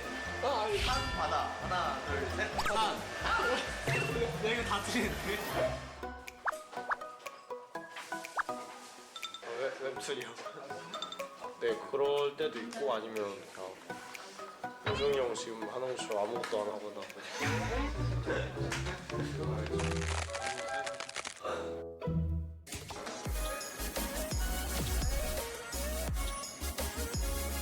평소에 촬영하던 거랑 그냥 똑같이 진지하게 임해야 할 것 같아요. 저희 팀원 다 안 껴줘서 서운해요. 그 재밌게 봤는데 막상 제가 나올 생각하니까 우글거려서 못 볼 것 같아요.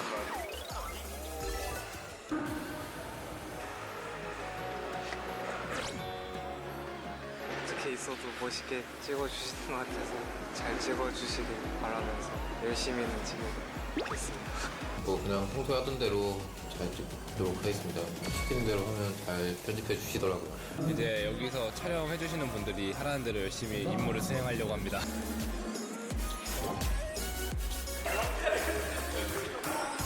오 마이 갓! 와 무섭다.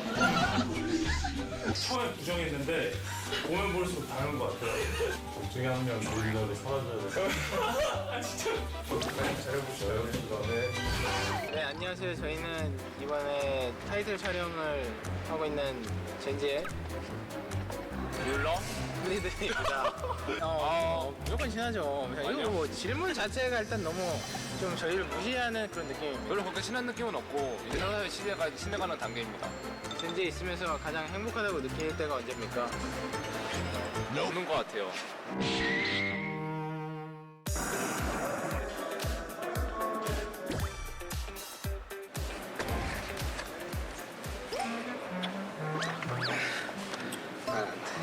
왜 안 돼요? 살쪄서요. 하나생명 밥이 너무 맛있게 나가지고 제가 주체할 수 없어가지고 2kg나 쪄버렸어요. 비시즌이 되면서 이제 할 게 없으니까 운동이라도 열심히 해서 이제 건강 관리라도 해야겠다. 매일 밤마다 다이어트를 새로 하는 사람.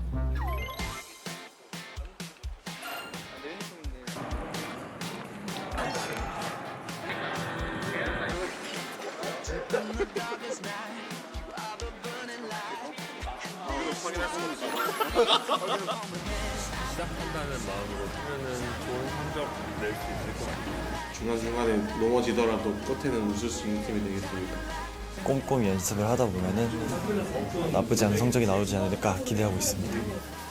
이번 스프링도 좋은 성적 내기 위한 각오로 임하겠습니다. 수고하셨습니다.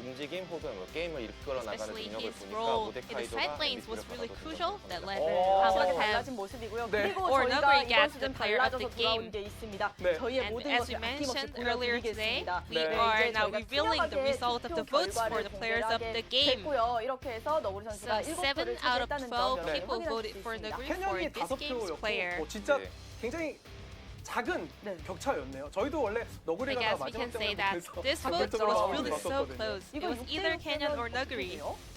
저도 걸리라고. 저도 오늘 처음이라서. 네, 그런 Nuguri 상황이 is 나오면 having 한번 its 제가 또 birthday on the 살펴봐야겠네요. analyst 알겠습니다. 자, 어떻게 될지 궁금하고요. 이렇게 Now it's time to 담원 take 게이밍 a look at the 승리하면서 game MVP number 너구리 2, 선수가 T1 가져갔습니다. versus 이제 Damwon 두 번째 Gaming. 세트 만나보도록 Pass it back 하겠습니다. to our casters. 시작하시죠.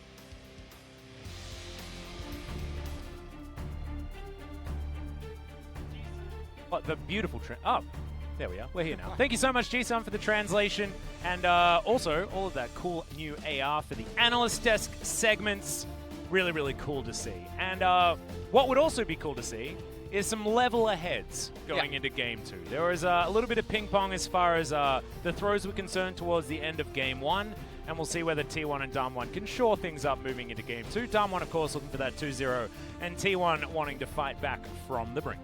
Yeah, I mean, we'll see what T1 has in store in this game number 2, as they're going to have to do something and approach it with a little bit of a different mindset going into this one.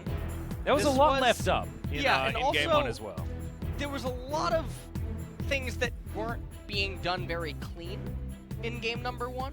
Yeah. In terms of just mechanical execution and other things of that nature. Also, Damwon, they want to make sure that they don't try to get ahead of themselves and get too cocky like they did in Game 1. Trying to go for that very quick end. It looks like the similar bans coming in here, as the Rek'Sai was, of course, banned in game number 1 also. And the Talia is going to be that follow-up. And in fact, Damwon is sticking to their guns entirely, despite being on the blue side now. Last time around, the Syndra was the first ban on T1's side. And they're now going to leave that one available. Forced into the Akali ban, of course, when you're up against Showmaker. He is just very, very good at that champion. And they will lock that one away first pick in an instant.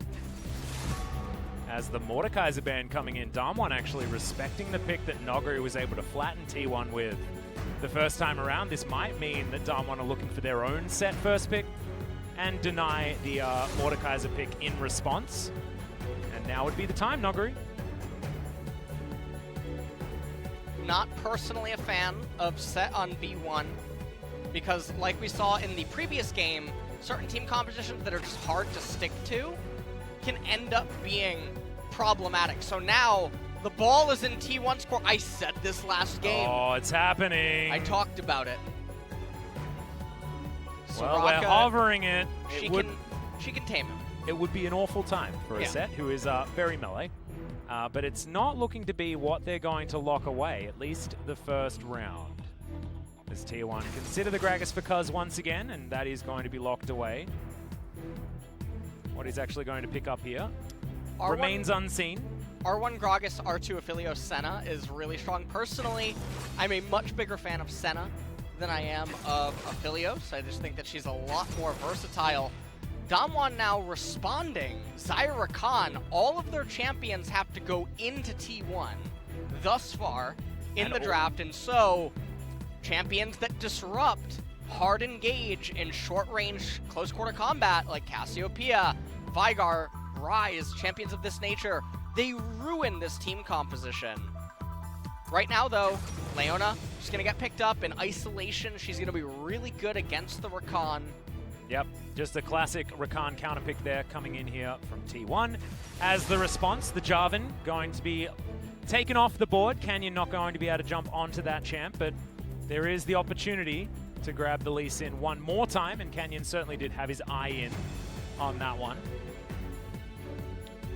See what the follow-up ban is here on Damwon's side, as they might look to deny picks like the Ryze and the Cassio from Faker, who is of course very proficient on both of those pickups. But no, it's going to be a focus towards the top side, as Renekton going to be taken away. And there's the Syndra. Pretty standard stuff here. T1 taking away a comfortable blind pick mid lane.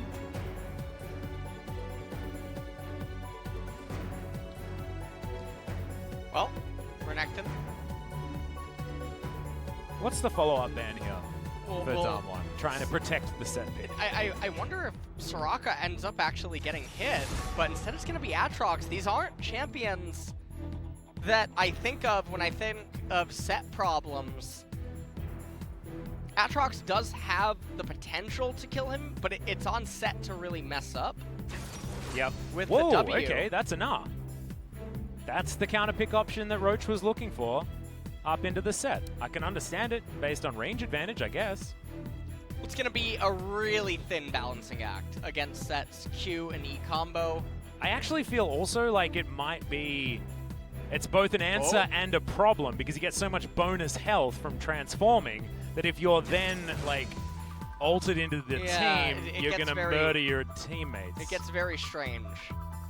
And it looks like we might have a mid-Ornn on our hands. Yeah, this is something that we've seen a lot of. Or it could be mid-set. Yeah, and we are staying color coordinated on Damwon's We side. are really, they are good, very red, white, and pink. They are. It was anime themed for the first 3 picks, and then Ornn came in, and now we've got Lee Sin, but certainly the color coordination is strong for Damwon as the Lee is locked. Now, if you're T1, you need a champion that ruins close quarter combat. Cassiopeia is really good here, as is Vigar. Ryze is also okay too. LeBlanc is not the, no. I'm gonna pass it back to you there, Atlas.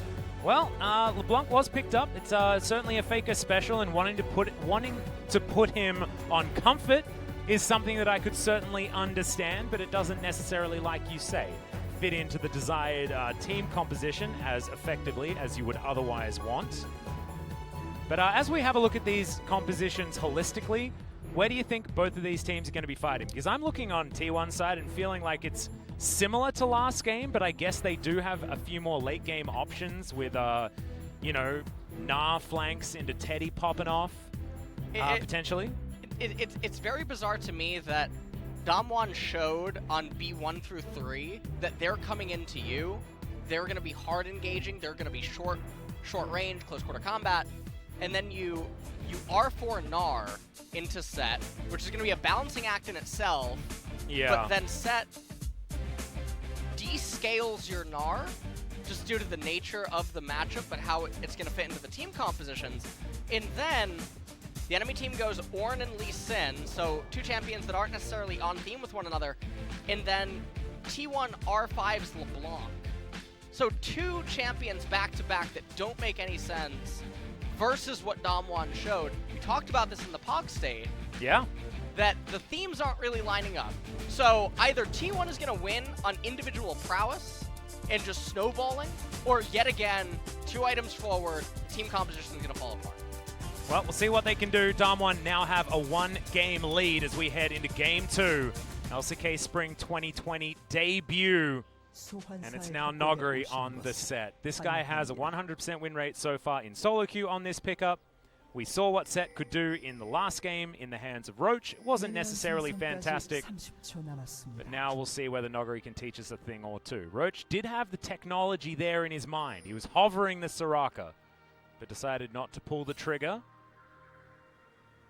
As at least Nuclear and Hoyt are on champions that they're very comfortable on in the Xayah Rakan on the bottom side, but I feel like that particular Lovers duo has had its day in favor of other more powerful picks. Is now Canyon going to get Leonid for a moment, but doesn't have Shield of Daybreak, of course.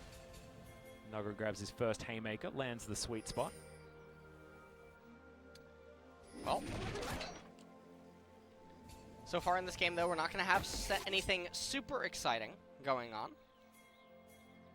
Are they booster rockets on Set's back? Doesn't he look like the thing from Pacific Rim? Yeah, a little bit. Yeah. Yeah. I don't know. I mean, Aatrox already has one of those skins. Noguri has done his research, however, on set runes. Oh, yeah. Has the inspiration for the magical boots, as well as the cosmic insight. Personally, a big fan right now. See what the item build's going to be, whether Noguri is also going to sin with the Black Cleaver pickup. And everything else looking pretty much standard across the board, so we're going to be in for a game. Now Set, Trinity Force is actually an insane upgrade from the ornament. You get the attack speed, you get the AD, you get the HP. Doesn't really utilize the monostat, but also gets the movement speed upgrade, which is quite nice. Goes from, I believe, 5% to 8%. I just think that, you know, it's very, very strong considering the 20% CDR that it does have as well. I mean, Garen's building it. You don't really care about the mana so much as Nogari's just going to come over and steal some little Krugs from Cuz. He's then going to go back to base and clear his bottom side jungle. And Effort is just wasting no time. He's pressing as many buttons as he possibly can as soon as they're available. He is landing his Zenith Blades so far on the bottom side, though. Nuclear has quite a large minion wave to deal with, and this is why T1 are able to play so aggressively. Infernum there for Teddy, allowing him to clear up these. Or is that Severin? I should just stop. It's a Latios. Yeah. So, you gotta understand that. It's just so many different things. I need to play more games on him, but he's complicated, you know? Yeah. And I'm an old man. That's fine. You know what? You're just right to me, Atlas. Thanks, man. No problem. Appreciate it. So far, Nagari is feeling really, really safe in this lane. Yeah, you can see Roach is actually looking like he's a bit rattled as Nagari does take a turret shot, but he's able to land the Haymaker pretty well onto the Gnar. Up 7 CS right now. And also the stuttering that Nagari was just doing, I wonder if he's trying to pull the lanes in right now. Never mind, it does look like he's actually hitting minions. And so normally on set what you can do is you can pull waves and then you can play the balancing act with this QE to try to get the snare, well, the stun. Roach is not playing the balancing act that well, though. He's getting hit a lot by these Haymakers that Nogari is throwing. And if I know anything about boxing, getting hit by multiple Haymakers is bad, as that's a face smash right onto him. But the follow-up damage is going to be there. The bounce, we're looking for the 1v1 as Roach very close to Mega Gnar, and in comes Cuz. Nogari nowhere to go. The Haymaker does land. He gets himself a brief shield, but that's still going to be bolted to the face, and first blood to T1. And Nagari just trading a little bit too hard right there, as Roach was able to retreat to the south side. At that point, Nagari probably knew that he would be pinned by the incoming Gragas. Teleport coming in, Lee Sin. That's real aggressive. Nogari will find a face smash, though. Yeah, onto Roach. A lot of damage. Haymaker has to be flashed from Roach, who was respecting the damage. That's a flash that Roach didn't need to make as Canyon looks for the Q, lands it, and grabs the follow-up kill. Can just walk out from under the turret as well. Calculated from the Dom 1 jungler. And the other thing about this is Set, he got an assist, and look at the confidence on Nagari. It's Nagari. Of course he has a cull. Plus Doran's Blade is the pickup. Now, I actually really love Roach's item purchase here. He got Ninja Tabby as the first item. And you see right now, Gragas, he's shadowing because he's respecting Canyon's ability to repeat gank immediately, knowing that Roach's lane state is in a really bad spot. And had Canyon just immediately come back up, and if Cuz isn't there, well, you just lose top lane forever. We can see they've got pings towards the Raptor camp. They have a feeling that they know where Cuz is. Teddy and Effort are shoving things forward here on the bottom side, winning out as far as the CS by just a little bit, but there's a whole minion wave to be picked up. Actually 4 minions, but still. That should even things out relatively effectively as Nogari. Great combo here onto Roach. That probably would have killed, or at least been very, very close. And then in comes Canyon. All too easy. Yeah, and he just picks up the kill, and you can see Gragas, not even really a chance to respond right there. I find it really interesting that Roach wasn't a little bit more heads up on that particular play, though, because with the aggressiveness of the teleport from Nogari, they knew that Canyon was in the area. But Roach just unable to get out of the way of the Q before that one landed. But yeah, it's a little bit hindsight is 2020, that particular moment. And it was just good play there from Canyon. Largely, Faker gets himself back mid. You can see he's ahead by a few CS, but range advantage will do that. And a little bit of a roam coming through from Hoyt. Get around the map, get some vision down where you can. Roach is still struggling, though. I mean, we were expecting this from a more facilitatory top laner, and Nogari just being the guy that wants to carry every single game. But it's 2 games in a row where it's quite large CS advantages for Nogari that he's been able to make without too many issues. So far right now, I mean, Damwon, they're only up 300 gold, but it doesn't matter. All of their champions are better the longer that the game ends up going on. Infernal Dragon is going to be the first one of the game. Lee Sin should be the one that has complete control over picking that up. In fact, it looks like Damwon's actually just going to start it. And remember, ornaments, they're going to come in later on. So what we're hoping is Trinity Force on set, Black Cleaver on Lee Sin, Abyssal Mask, Sunfire Cape for Ornn, and then obviously Infinity Edge for Xayah, and then Redemption probably for Rakan. That's the next ornament, is that Q. He's going to miss Faker, but Faker also not going to quite find the buttons that he's looking for. Showmaker makes his way around, and that's just to defend his jungler. Teddy's still controlling this lane, but no junglers have really been down here to try and protect the Lovers duo that are around. The Haymaker's starting to get some points into it, Roach. You really need to start avoiding getting hit by the sweet spot of that one. Just feels like the range advantage that we were talking about isn't quite there when Haymaker's so large and you can use it off cooldown. No cooldown reduction being put together here by Noguri so far. He does have, of course, that extra potential 5%. From the inspiration tree. As, that's a solar flare. Nuclear immediately uses the cleanse, but you'd still say worth ultimate for summon a spell. Yeah. Definitely going to be a worthwhile pickup there for T1 as Gragas just trying to look for anything to do. And at this point, everyone's just kind of content on playing ping pong with the waves. And remember, Noguri with that call, eventually just going to turn that in, but rewarded. That's going to be another kill that essentially is added to the scoreboard. Roach is thinking that he could get 3-manned right now, I believe. Yeah, he's acting very, very scared. And that's only going to balloon this CS advantage that Noguri has even further. Close to that 20 mark, as Roach doesn't even get that many minions as the wave crashes towards the turret. He's going to go back home. No teleport available for the Gnar. And he completes his Phage, and Noguri, you can see, he's a man after his own heart. This is a man of culture. Yep. This is the literally set that we were looking for, as that Stinger is on the way. Noguri looking for it, as Rift Herald is going to be taken by Damwon without contest. And we'll see where Shelly is going to park herself first. This stage of the game. Looks like T1 pretty happy just to let that one go, though, alongside the Drake. Feels like Damwon have had a lot of control of this map so far. Ornn a little angry. Yeah, a little bit of a kick now, there. Showmaker doesn't actually want to CS that until Lee Sin leaves, but it looks like they actually ate it together. I think they're going to summon Rift Herald, but they don't want to do it if Faker's actually still around. So now this is going to be a question of how are they going to end up doing this? Yeah, it looks like it's going to be Canyon giving up on that particular Rift Herald summon, especially with a Rift Scuttle available down here. Hoyt in the area as effort turns up. It doesn't land the Zenith Blade. Cuz gets into position and will spot out all of that vision that Damwon had put down. 2 minutes on the Ocean Drake, which is going to be the second, as another Haymaker decorates Roach with a bit more damage. Noguri he's just real good. He's playing right in front of him. There's the QE combo.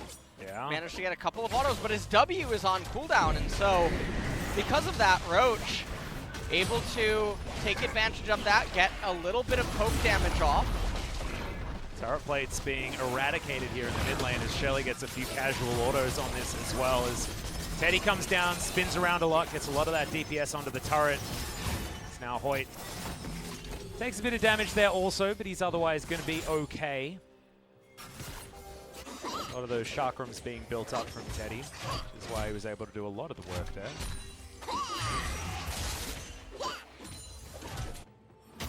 See whether Noguri is going to be kept honest as Zenith Blade just out of range there of Point.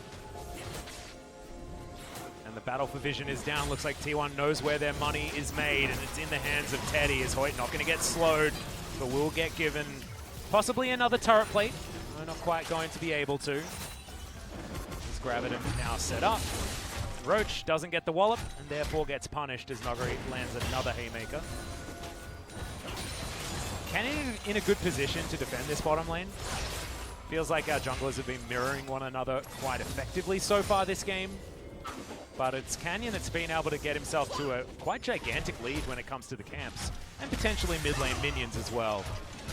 As Nogari takes his second turret plate and is just standing underneath the turret trying to hit Roach. He can I think he's just dead, yeah. He's going to flash, but it's just not going to do anything. That is an unforced error, one could say. Being really way too greedy right there. Also, he has his magical boots, but he couldn't get them because the items were locking it up. Yep. Now he gets the Stinger. And if he hadn't have died there, he could have gone back and just got a Trinity Force, but instead he has to buy all 3 of the components, which is not what you want. Yep. Ended up having to sell his Doron shield for it as well. T1, they're going to pick up the Ocean Dragon. It is a windy day on Summoner's Rift. Yeah, a lot of the Cloud Drake Ocean Soul, Dragon Souls. As we'll see whether we get 4 of them like we did in the last game as well. But I think Nogari is going to still be all right. He teleported back to the lane, means that Roach does have that teleport advantage as the 15-minute mark rolls around. Some potential early fight teleports here available for Roach if he gets that Gnar to a good position. It's what we're going to be looking out for here. T1 has certainly been a team that's notable around playing around Gnar. Some of the better Gnar players have been members of this squad. Marin comes to mind, of course. And teleport plays, certainly what their top laners are capable of, is yeah, you can just see what he was trying to do. If he can actually get onto Gnar there, he can probably end up solo killing him. 아 죽었다. 아 개오바. 미안하다. I died. Yeah, he did. That is true. At least he's aware of that part of it. And then he... I don't know exactly what that translates to, KOBot. It's mostly like, you gotta be kidding me. Yeah. Or like, that didn't really just happen, sort of a thing. And then he said, I'm really sorry. Well, I think he might be able to make up for it. Still 20 CS in the lead, as there are a lot of pings on where Nogari has gone off to, but Roach is going to find him in his lane as the dust settles. Trinity Force now completed, so a big power spike here for Nogari. But waiting for that W to come back off cooldown and then try to get that combo onto Roach. Showstopper available, haven't seen it so far this game. Oh man, Oh no, Void might be in trouble. There's the solo play, actually denies the battle dance as Teddy throws down the ult and will grab it with the last auto. I believe that was just the raining auto attacks from the ultimate, the Moonlight's Vigil coming down on top of the Rakan. So that's Teddy on the board with his first kill. This is dangerous. It's feeling scarier and scarier here for Damwon, despite that gold lead being absolutely nothing for either side. If Teddy gets himself ahead, and if Roach is going to be in less than a horrible position, he's going to be all right as Faker looks for the solo onto Damwon. The Ignite's ticking down, but the safeguard is going to be there. Faker jumps on back. He wanted to get the kill, but he's denied by Canyon, just throwing a Q into his face, and Faker overstepping towards the end. He looked desperate to get himself on the board. Well, this is going to be yet another tempo swing going in Damwon's favor. Ornn has hit level 12, and also Showmaker showing that he too is a bit of a savant. With the correct Ornn itemization, honestly, I've been losing my mind watching LEC and LCS. The amount of players that build Frozen Fist. Yeah, the wrong ornaments. Those are definitely the wrong ornaments. Yeah, don't build the wrong ornaments. That's when, you know, like when you're. Well, hold on. First, we're gonna take a look at the replay. I'll get back. This is Hoyt dying. This is Hoyt dying. So he gets locked up by Leona, actually pinned to the wall. Probably wasn't a big fan of that. And then Aphelios able to just bring him down and not to be outdone though.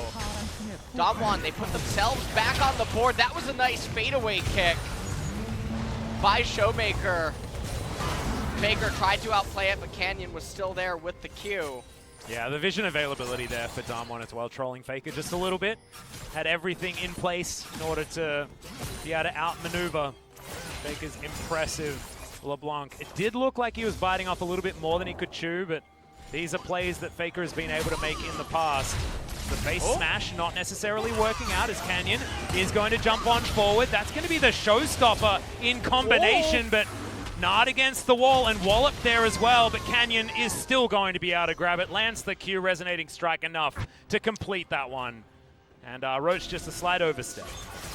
The other thing about this is even though the gold right now is only 400, 500 in favor of Damwon, their champions are so much better. And these Ornn items, they're going to start adding unseen thousands of gold to Damwon. What is it, about 1,000 gold per ornament? Well, is the approximate stat weight? A little bit different. Abyssal Mask and Sunfire Cape are, I think, in the 1,1700 range. Oh my goodness, that's a lot. Deathfire, or Rabadon's Death Crown is also in that range. But there's not going to be anyone building that item this game, as the next Rift Herald is spawned. And T1, they look like they want to take a Cloud Dragon fight. They're at a severe disadvantage if a team fight would first break out, but it looks like they're just going to be able to steal it and get away. Yep, it is going to be Shirley that's able to take down the outer turret in the meantime, though, so a trade of outer and mid for that Cloud Drake is going to be what it is. Effort's going to get into position as Cuz gets himself over with the body slam and not able to get the charge as Cuz kills it mid-air. But now Faker looking to try and escape from this one. His clone was destroyed so quickly and Set's going to punch him to death in the end. Unable to get away from the Ram or any of the Damwon players. Faker is getting targeted this game. Well, like they're gonna try to go on nuclear, but not able to. Effort's gonna trade his ultimate for his cleanse. And unfortunately, Nagari, he started off so well with his itemization, he ends up picking up the Tiamat. Yeah, you're not a fan? I'm not a fan. Not a fan. Like the Sterix into the Death Stance, does so much for you. Well, gives you multiple uses of the Haymaker often inside of a team fight. Have a look at this replay. Yeah. Nogari just going to face smash Faker, and he gets showstopped, and that is going to be the end of it. Showstopped, is that okay as a verb? Yeah, that's we all right with it? I like that, yeah. I do like to verbify ability names, but I don't know whether that one's necessarily a goodie. As Showmaker's going to put himself together some more items. See whether Sunfire Cape is about to be completed, and there it is. Upgraded immediately. Ornamented. As now Hoyt's hunting for Roach. Who do you think he's going to bestow first with an ornament? Lee Sin because close proximity, or? I'm looking at Nuclear, who's now got a BF sword after he was considering going towards a Zeal item first. And I have a feeling that that might mean that he's trying to book it towards Infinity Edge or Molten Edge. He's going to give it actually over to Lee Sin. You can get like Quadra Force as well. The epic Trinity Force that Nogari could have for himself. Yeah. Faker just going to dash back to his Distort location. We'll see whether he calms down some of these plays. He's not suffering from any sort of CS disadvantage like he did in game number 1, but of course Showmaker not on a champion necessarily known for being able to dominate in the CS lead department. It was Canyon that got the next ornament, as the Black Cleaver has been upgraded also. Well, the itemization right now, I mean, you just look at Gnar. Look at how much bonus HP he has. Yeah, there's a lot of bonus HP. It's scary, isn't it? He has 1,100 bonus, which means if Set ever gets a hold of him inside of a team fight and drags him into T1's team, it's bad news bears. Yeah, I think Showstopper, like, it's getting to the point where it takes 75% of Teddy's health. That really would be a Pacific Rim style Hollywood like screenshot, you know, or you know what I'm talking about? Like that's like the full Kaiju body slam. Yeah, situation. exactly. That. Maybe that's what we should call it this game. It's the Kaiju body slam. He needs to be up against Cho'Gath though. Oh no. Yeah, that would actually. Mega Gnar is relatively close to like monster style, but yeah, it's not quite Godzilla status. We need to have Set and Aatrox on the same team so that they can actually be the Pacific Kaiju Rim. Yeah, I That's like pretty that. Cool. Could you make a Pacific Rim team? You could have like. Yeah, well, you have the Mecha Kingdom skin. Yeah. Yeah. And you'd have Malphite. You have Malphite. Malphite could also, he could be support, I guess. He could be support. And then what else do we have? Big mechs. We need big mechs. I guess. You know what? Malphite can go jungle. Leona can go support. Yeah, you could have Skarner in there for some reason. It's like the oven Skarner. No, the lawnmower. Sorry, oven Cogmore could be there. That's He's like a bit mecha. the utility warrior in all the anime shows. You know what I'm talking about? Yeah, the one that's not quite as big, but has something special going on. Okay, so Trinity Force actually was upgraded next. Don't mind it. Hoyt once again going to be denied. That was an interesting interaction, but Effort finds himself a little bit further forward than he wanted to be. Faker doesn't find the chains. Darmon are going to get away scot-free. Here's the thing I talked about, if you remember, inside the Pog state. Yeah. T1 has so much responsibility on them right now. Face Smasher comes in. Nogri hunting for Roach. It's not going to be the Ram to come back, but Canyon's just going to destroy the Gnar. And you were saying? Well, what do you want T1 to do? I want them to have a top laner that's alive. But realistically, in a team fight, what do you want LeBlanc to do? She can't actually pick anyone off. She can't jump on Set, she'll get E'd. She can't jump on Ornn, she does no damage. She can't jump on Rakan, he can chain it. She can't jump on Xayah. Can't really jump on Lee Sin either because there's no follow-up. What do you want Gnar to do? He can't really jump in. So can't do anything right now. You require these miracle, inhuman asks out of T1 in order to win a team fight, or you require Damwon to go full comatose on stage and completely blunder a team fight. The game is so far out of control right now for T1, they're going to need Damwon to throw equal to almost that Nexus throw in game number 1. And that is a tough ask for a team that was already able to best T1 in the first game. I think what you were talking about is more dangerous, is more aimed at Teddy, because this game is just going to require the most insane Aphelios play that we've ever seen in order for T1 to really get across the line, because he is going to be the damage that's needed.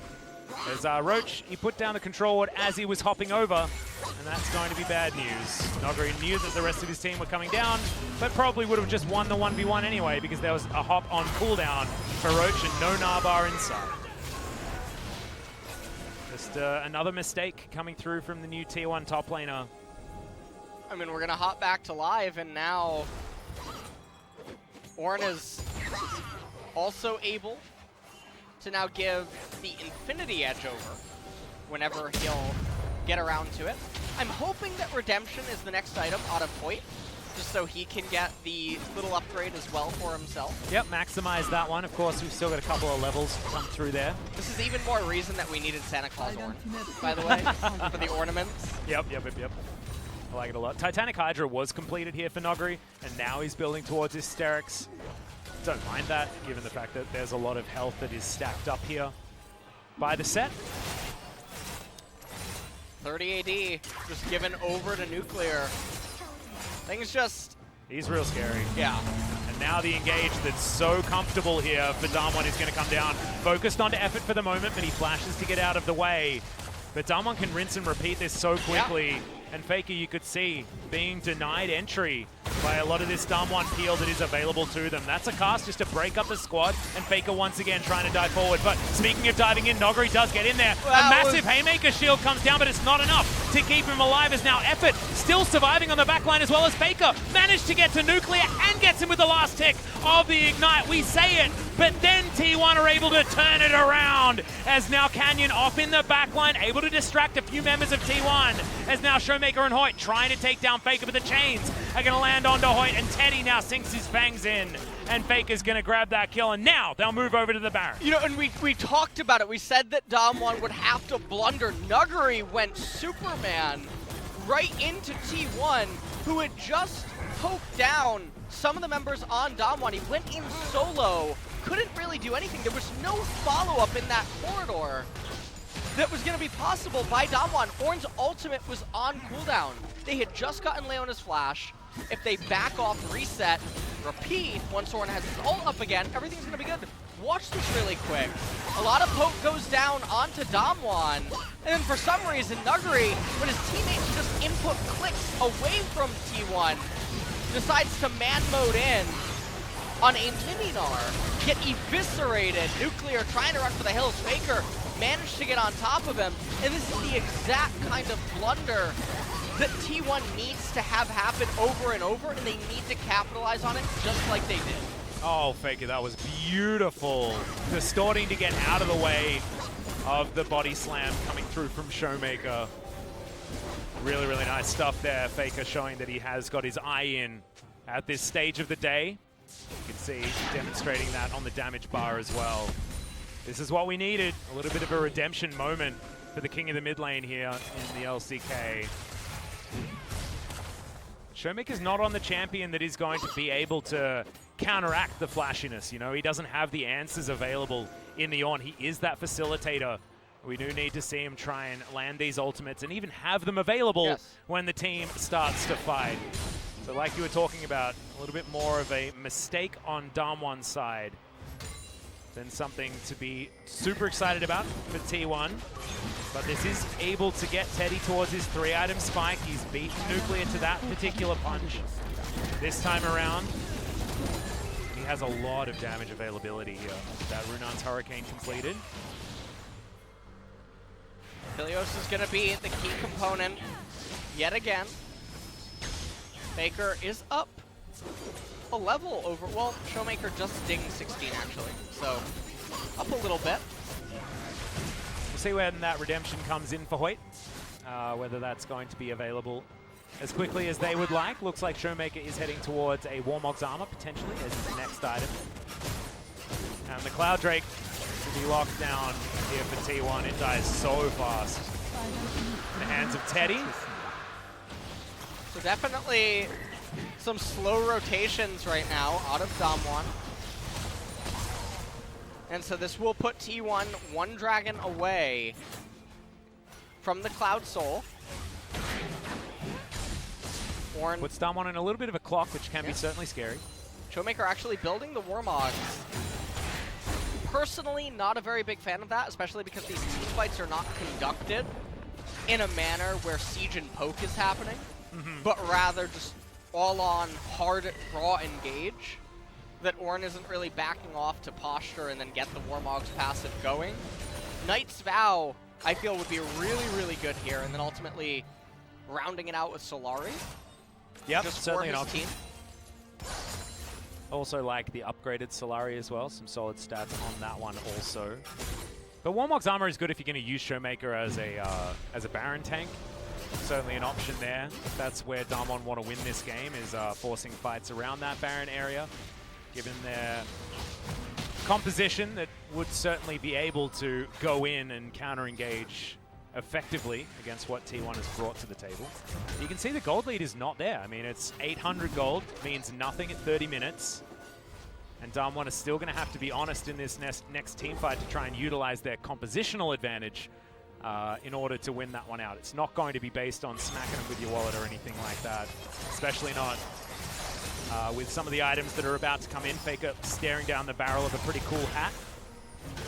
And only more items being placed on top of everything that Teddy's put together himself. Well, they're just posturing right now. Sterix now completed for Naguri. Guardian's Angel up for Roach, but that item does surprise me a little bit. Sort of a this is our last team fight style item. And I don't mind it if you're going to grab a Baron and try and really break a hole in the game. But I can understand why you're raising your eyebrows just a tad. Because I think Nogger is the one that needs it. Needs it ASAP, because he's been throwing himself into T1 with quite consistency. And the other thing about this state of the game right now is Faker is probably very close to Rabadon's death cap. I mean, he's waiting on Fountain. He might have it. I'm assuming, judging by how he's standing still. Either that or he's really debating on a sell, and he does gab it. Yep.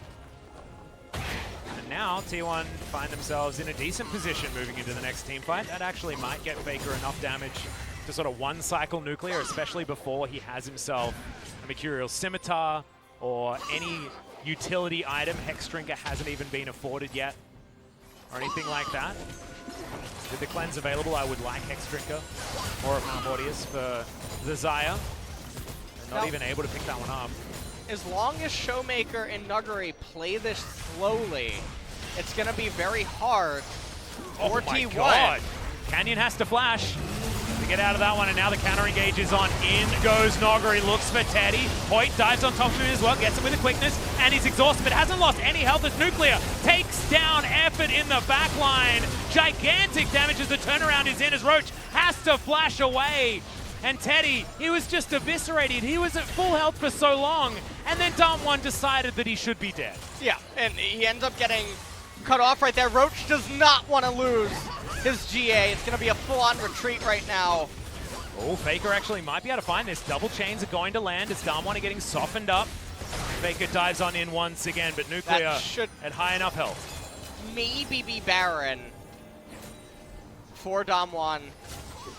Oh, Canyon certainly agrees. Yeah, that should be Baron. Faker is such low HP right now. Nuguri has TP available. He should be able to cut them off. He also has the Superplex available to remove Cuz from the equation. I don't know.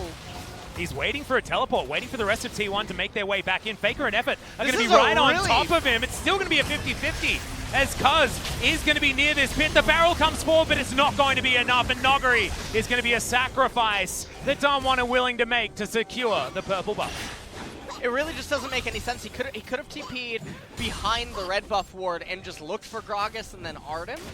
When has what Noguri could have done ever deterred him from doing the thing to put himself in the most danger? Make an excellent point there, Atlas. Yeah. Well, T1, they are actually going to get themselves the Cloud Soul unless Canyon is a hero with the steal. We'll need a lot of extra movement speed here, and will help Teddy out. Very, not exactly the most mobile AD carry is the Aphelios, so now we'll be able to press R and move a bit quicker. So a lot of extra movement speed. Will help Faker dart around and try and stick to his opponents on Dom1's side. Yeah, LeBlanc definitely going to be able to utilize that Cloud Soul. As looks like Banshee's Veil actually going to be the next item for Faker, as the Fiendish Codex picks up a Blasting Wand as well. As we take a look at this replay, Canyon loses all of his HP, flashes away from the Solar Flare. The Ram comes in a little bit misaligned, almost actually chains the CC onto Teddy, and then watch Nuguri gets the E into the Haymaker, and then the Wombo combo. That was the E flash right on top of the Aphelios, and that certainly was a face cracker. Very well played in that last team fight. I was just sort of wondering how he disappeared as that team fight was happening on multiple fronts. And now Teddy trying to clear out the wave as Faker's doing his best to play interference. Roach on the top side dealing with the super minions, sorry, the Baroned up minions. Ooh. Flanking position here from Faker, keeps himself in the dark. Oh, I think Nuclear can die. Yeah, if Faker finds him, he is dead, but they do spot him out. That blue trinket does come down. Not able to get locked down by anything in the meantime, Cuz quite squishy here. Has to pay a lot of respect to the auto attacks that Nuclear can throw down. Well, it looks like this game is certainly going to go to Elder Dragon, the way that both teams are being so cautious. Now, Ornn looks like he's picking up a stone plate. I don't know why, with this much bonus HP, you wouldn't just get a Solari for your team. Faker actually able to take down half the health bar of Noguri. They're still starting up the fight though, as great knock-up onto Teddy comes in from the Ornn, but the quickness doing a bunch of work. Teddy just evaporates the Rakan, and now Showmaker might follow the similar fate. A double kill so far for Teddy, but Noguri has a gigantic shield that's just not enough. Ooh. As T1 have turned around the fight, and now Canyon, the last man standing. I don't know how they did it, but T1 found their team fight. T1 got yet another team fight, and just like the team fight in front of T1's mid-tier 2 turret, Dom1 really pressing the issue there on the top tier 2. Yeah. They end up getting smacked, and again, Nuguri and Showmaker both can't really find valuable engages. They're trying to play it really too fast, and T1 are just capitalizing on it very well. You see this Ornn ultimate, but Nuguri, look at him in the backline. He's like, what do I do? What do I do? He starts hitting the turret. He gets pinned against the wall. Set did nothing this entire fight, and he's so important. Oh, Teddy's sidestepping in the backline there as well. In fact, has almost the best guns for the moment as well. I believe the Moonlight Vigil was Gravitum, which was able to align all of the CC onto the opponents. Just shows that some team fights are different to others, depending on which guns that you have, and Teddy seemed to utilize them pretty beautifully in that last one. He's always been known for his team fight positioning, but that was basically as immaculate as you could get. Stone plate completed for Showmaker.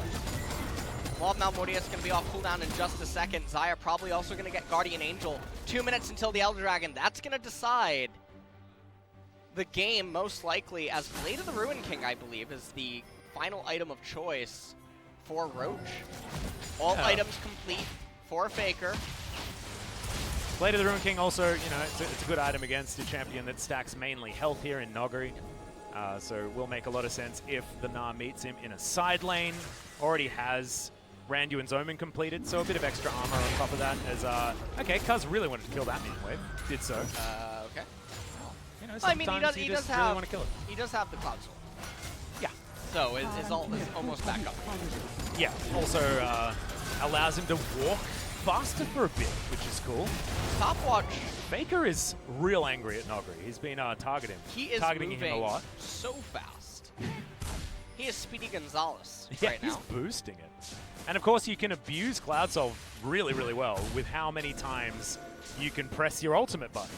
Look, Faker's got it again. He just used it second. I want to see the cooldown number of his Mimic. It's just silly. He may even be using it. It's just the ult comes back off cooldown so quickly that you can't even see that he's been using it. Look at it. It ticks down so fast. Yeah. It's actually pretty... That is really, really That's like insane. 3 times a team fight that you could use. Yeah. That. Assuming everyone doesn't die in the first instance. Definitely a very slippery LeBlanc. Yep. There's a few 404 jokes that you can make for Canyon at the moment, given that last team fight. There's a little bit team not found as Teddy has found himself a Baron. Shreds this, but now here's where I'm worried. Roach needs a T1 Naba. Gonna be the ones that are impatient now. Ooh, Showmaker missed on Roach. Yeah, and Roach now has the Naba. Gets a solo Gnar onto Showmaker. Not exactly the target that you'd be looking for, but they should still be able to kill him. No, able to get himself out of the way with the Searing Charge. And now Warmogs is actually going to come in handy. Yeah, he's going to get all of that health back. Get all of the health back. Oh dear. And so now they're going to be the ones that they're going to have the defensive position. And now the Ram is being called down. Faker dashing himself out of the way. Teddy now is relatively safe. Haymaker comes in. Not able to utilize the shield just yet. Damwon keep everyone alive. And we're just at a face-off. We're trading buffs, potentially, as Damwon have already started off the Elder Drake, and T1 are moving straight for this Baron. Elder is by far the strongest objective in the entire game. It's not even comparable. Before, you used to be able to actually trade Baron for Elder, and you could make a pretty good argument that Baron would be better, as long as you could... And also, Damwon can reliably dive with this composition. Now it gets really, really scary. Oh man, let's see whether T1 can show us why that trade was made. Teddy really hopes that he'll get Calibrum as his next gun. Not entirely sure which one it is going to be, but no sniping here. Still relatively low range. Does have the Gravitum to at least deter anyone from diving, given the CC available. So there's only going to be a 3-second difference, it seems. 3 or 4 seconds on this Elder. T1 needs to avoid a fight at all costs. Well, Faker just trying to poke in around the sides. Wants to find the right targets for it, of course. Now, Nogari did have a few abilities on cooldown, therefore couldn't answer what Faker was diving in to try and do. And we are having a...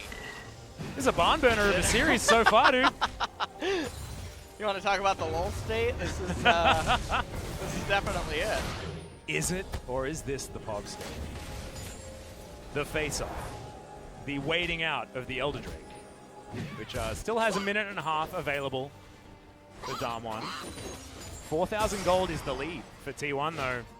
We've been able to get minion waves back into the right spots for them as well, but now it's T1 pushing into an eldered up team, which is not what you want to be doing. Faker still poking around the edges, and he's had to be desperate in the way that he has played with this LeBlanc, just given, like you say, the narrowness of this composition's availability for her to get work done. But I think, to his credit, he has been able to do so.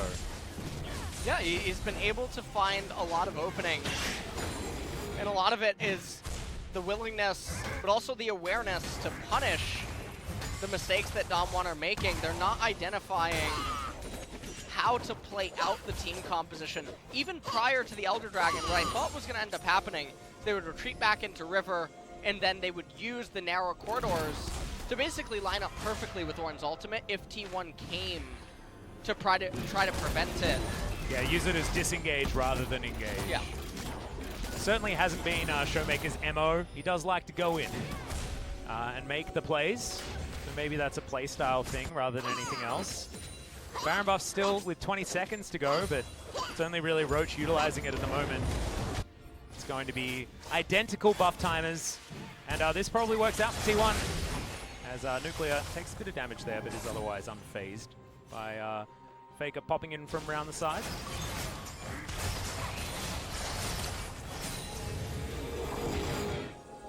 All right, we got some trading going on. We've got some jockeying for position, one could say. T1 congregate underneath their inhibitor turret, but this minion wave is going to survive. The tower, not so much. Taken down very, very quickly here by Desire, who has fashioned herself 6 items, one of which has been ornamented. They need to hold a phalanx. They need to play back to front if you're Dom1, and if you're T1, you need to posture and hope that Nuggery and Showmaker get a little too antsy with their engage. And it really does look like Dom1 are about to end. I think Cuz really needs to hold onto his ultimate as well and use it for disengage to try and save their Aphelios as Teddy gets out of the way of the Ram, sidesteps the second portion as well. And now T1 on the front foot. Roach with a Nahbar well and truly prepped for this potential fight. And Dom1 can see it, hold themselves together. And it's only Cuz that loses a bit of his health bar, and otherwise everything else is okay. Faker just wanting to finish his last remaining item. I'm so glad to have you here, co-streaming NALCS with me, Atlas. It is my pleasure. They've changed their names a little bit now. I would like to ask Riot at this time to actually put on the proper nameplates of the teams. Take off the overlay. I'm wanting like some 90s TV show style reveal to come in now, and there's canned laughter in the background. Oh dear. Oh man. The real reason there's no audience here today is because we're actually in NA right now. Yeah. And it's like, oh, and no, it's not Roach. Welcome, Dyrus, to the LCK as here goes the Ornn. Dom1 trying to make something happen. Haymaker does some work there. Cuz is the one to bear the brunt of it, but now Faker into the backline. Roach gets in there as well. Can he land it? No, he can't. Oh! As that's a huge knock up there from Showmaker. Gargoyle Stoneplate just not quite doing enough. As you can see, Teddy, gigantic shield, gigantic health bar, and is now looking to try and chase down Dom1 with not as many spells as they'd otherwise want. Look at all of these chakrams flying into Dom1, and they've been split up. Cuz still here, still available, and Nar goes down to his Guardian Angel. Canyon does have his as well, but Effort is on the chase, and T1 find themselves a team fight victory, but don't find any kills. Oh, they don't know about the TP. Oh no, Teddy now out of position. Heal going to be used just to get the movement speed. Canyon with the flank. Yep, Showmaker, can he get in there? Almost has the Ornn once again as Cuz goes golden, flashes, body slams, gets out, the disengage with the barrel, and he's going to survive. Even sidesteps Roach's blast plant, which could have trolled him. But now Faker gets into the backline and eliminates the set. This team fight has gone for so damn long, but it's T1 that draw first blood after what feels like 4 minutes. Teddy gets Ornn though. They can't, they don't have the damage available. A big Gnar, the big wall of Roach is alive for way too long. But now Can he actually find the team fight in the end? Can it be Nuclear that gets at the answers? No, it's Showmaker going to die to the hands of Teddy. A couple more auto attacks is going to do it. The Severum is what's up. Doesn't quite get the damage there, but eventually chases it down. We've now got an Elder Drake on the map that Dumb1 have led T1 to on a silver platter. The barrel is missed time, but who cares? Because I think they're still going to have enough to make this one work as Pop goes the Rakan and Canyon, the next step in that 1-2 punch. The ace comes in and T1 have brought us to a game 3. They certainly have. I think that's the longest team fight Yeah, I've ever seen in the LCK. I don't think I'm ready for a game 3, man. Oh God, 6,000 gold is what it turned out to be, but T1 aren't looking at that. They're looking at a dead inhibitor, some dead Nexus turrets, and Noguri, he might be following the same trend, dives into the back, but there is enough CC. Oh God, Effort takes so much damage, not enough, as Aphelios does do about a bajillion damage. In technical T1, term. they were patient, they remained steadfast, and waited 3 consecutive times for Damwon to just go into them. Yeah. Which isn't what their team composition was supposed to do. Damwon got impatient every single time. And historically, this was something that T1 was actually really good at for several years, which was remaining patient, going to the end stages of the game, and then just outlasting the opponent.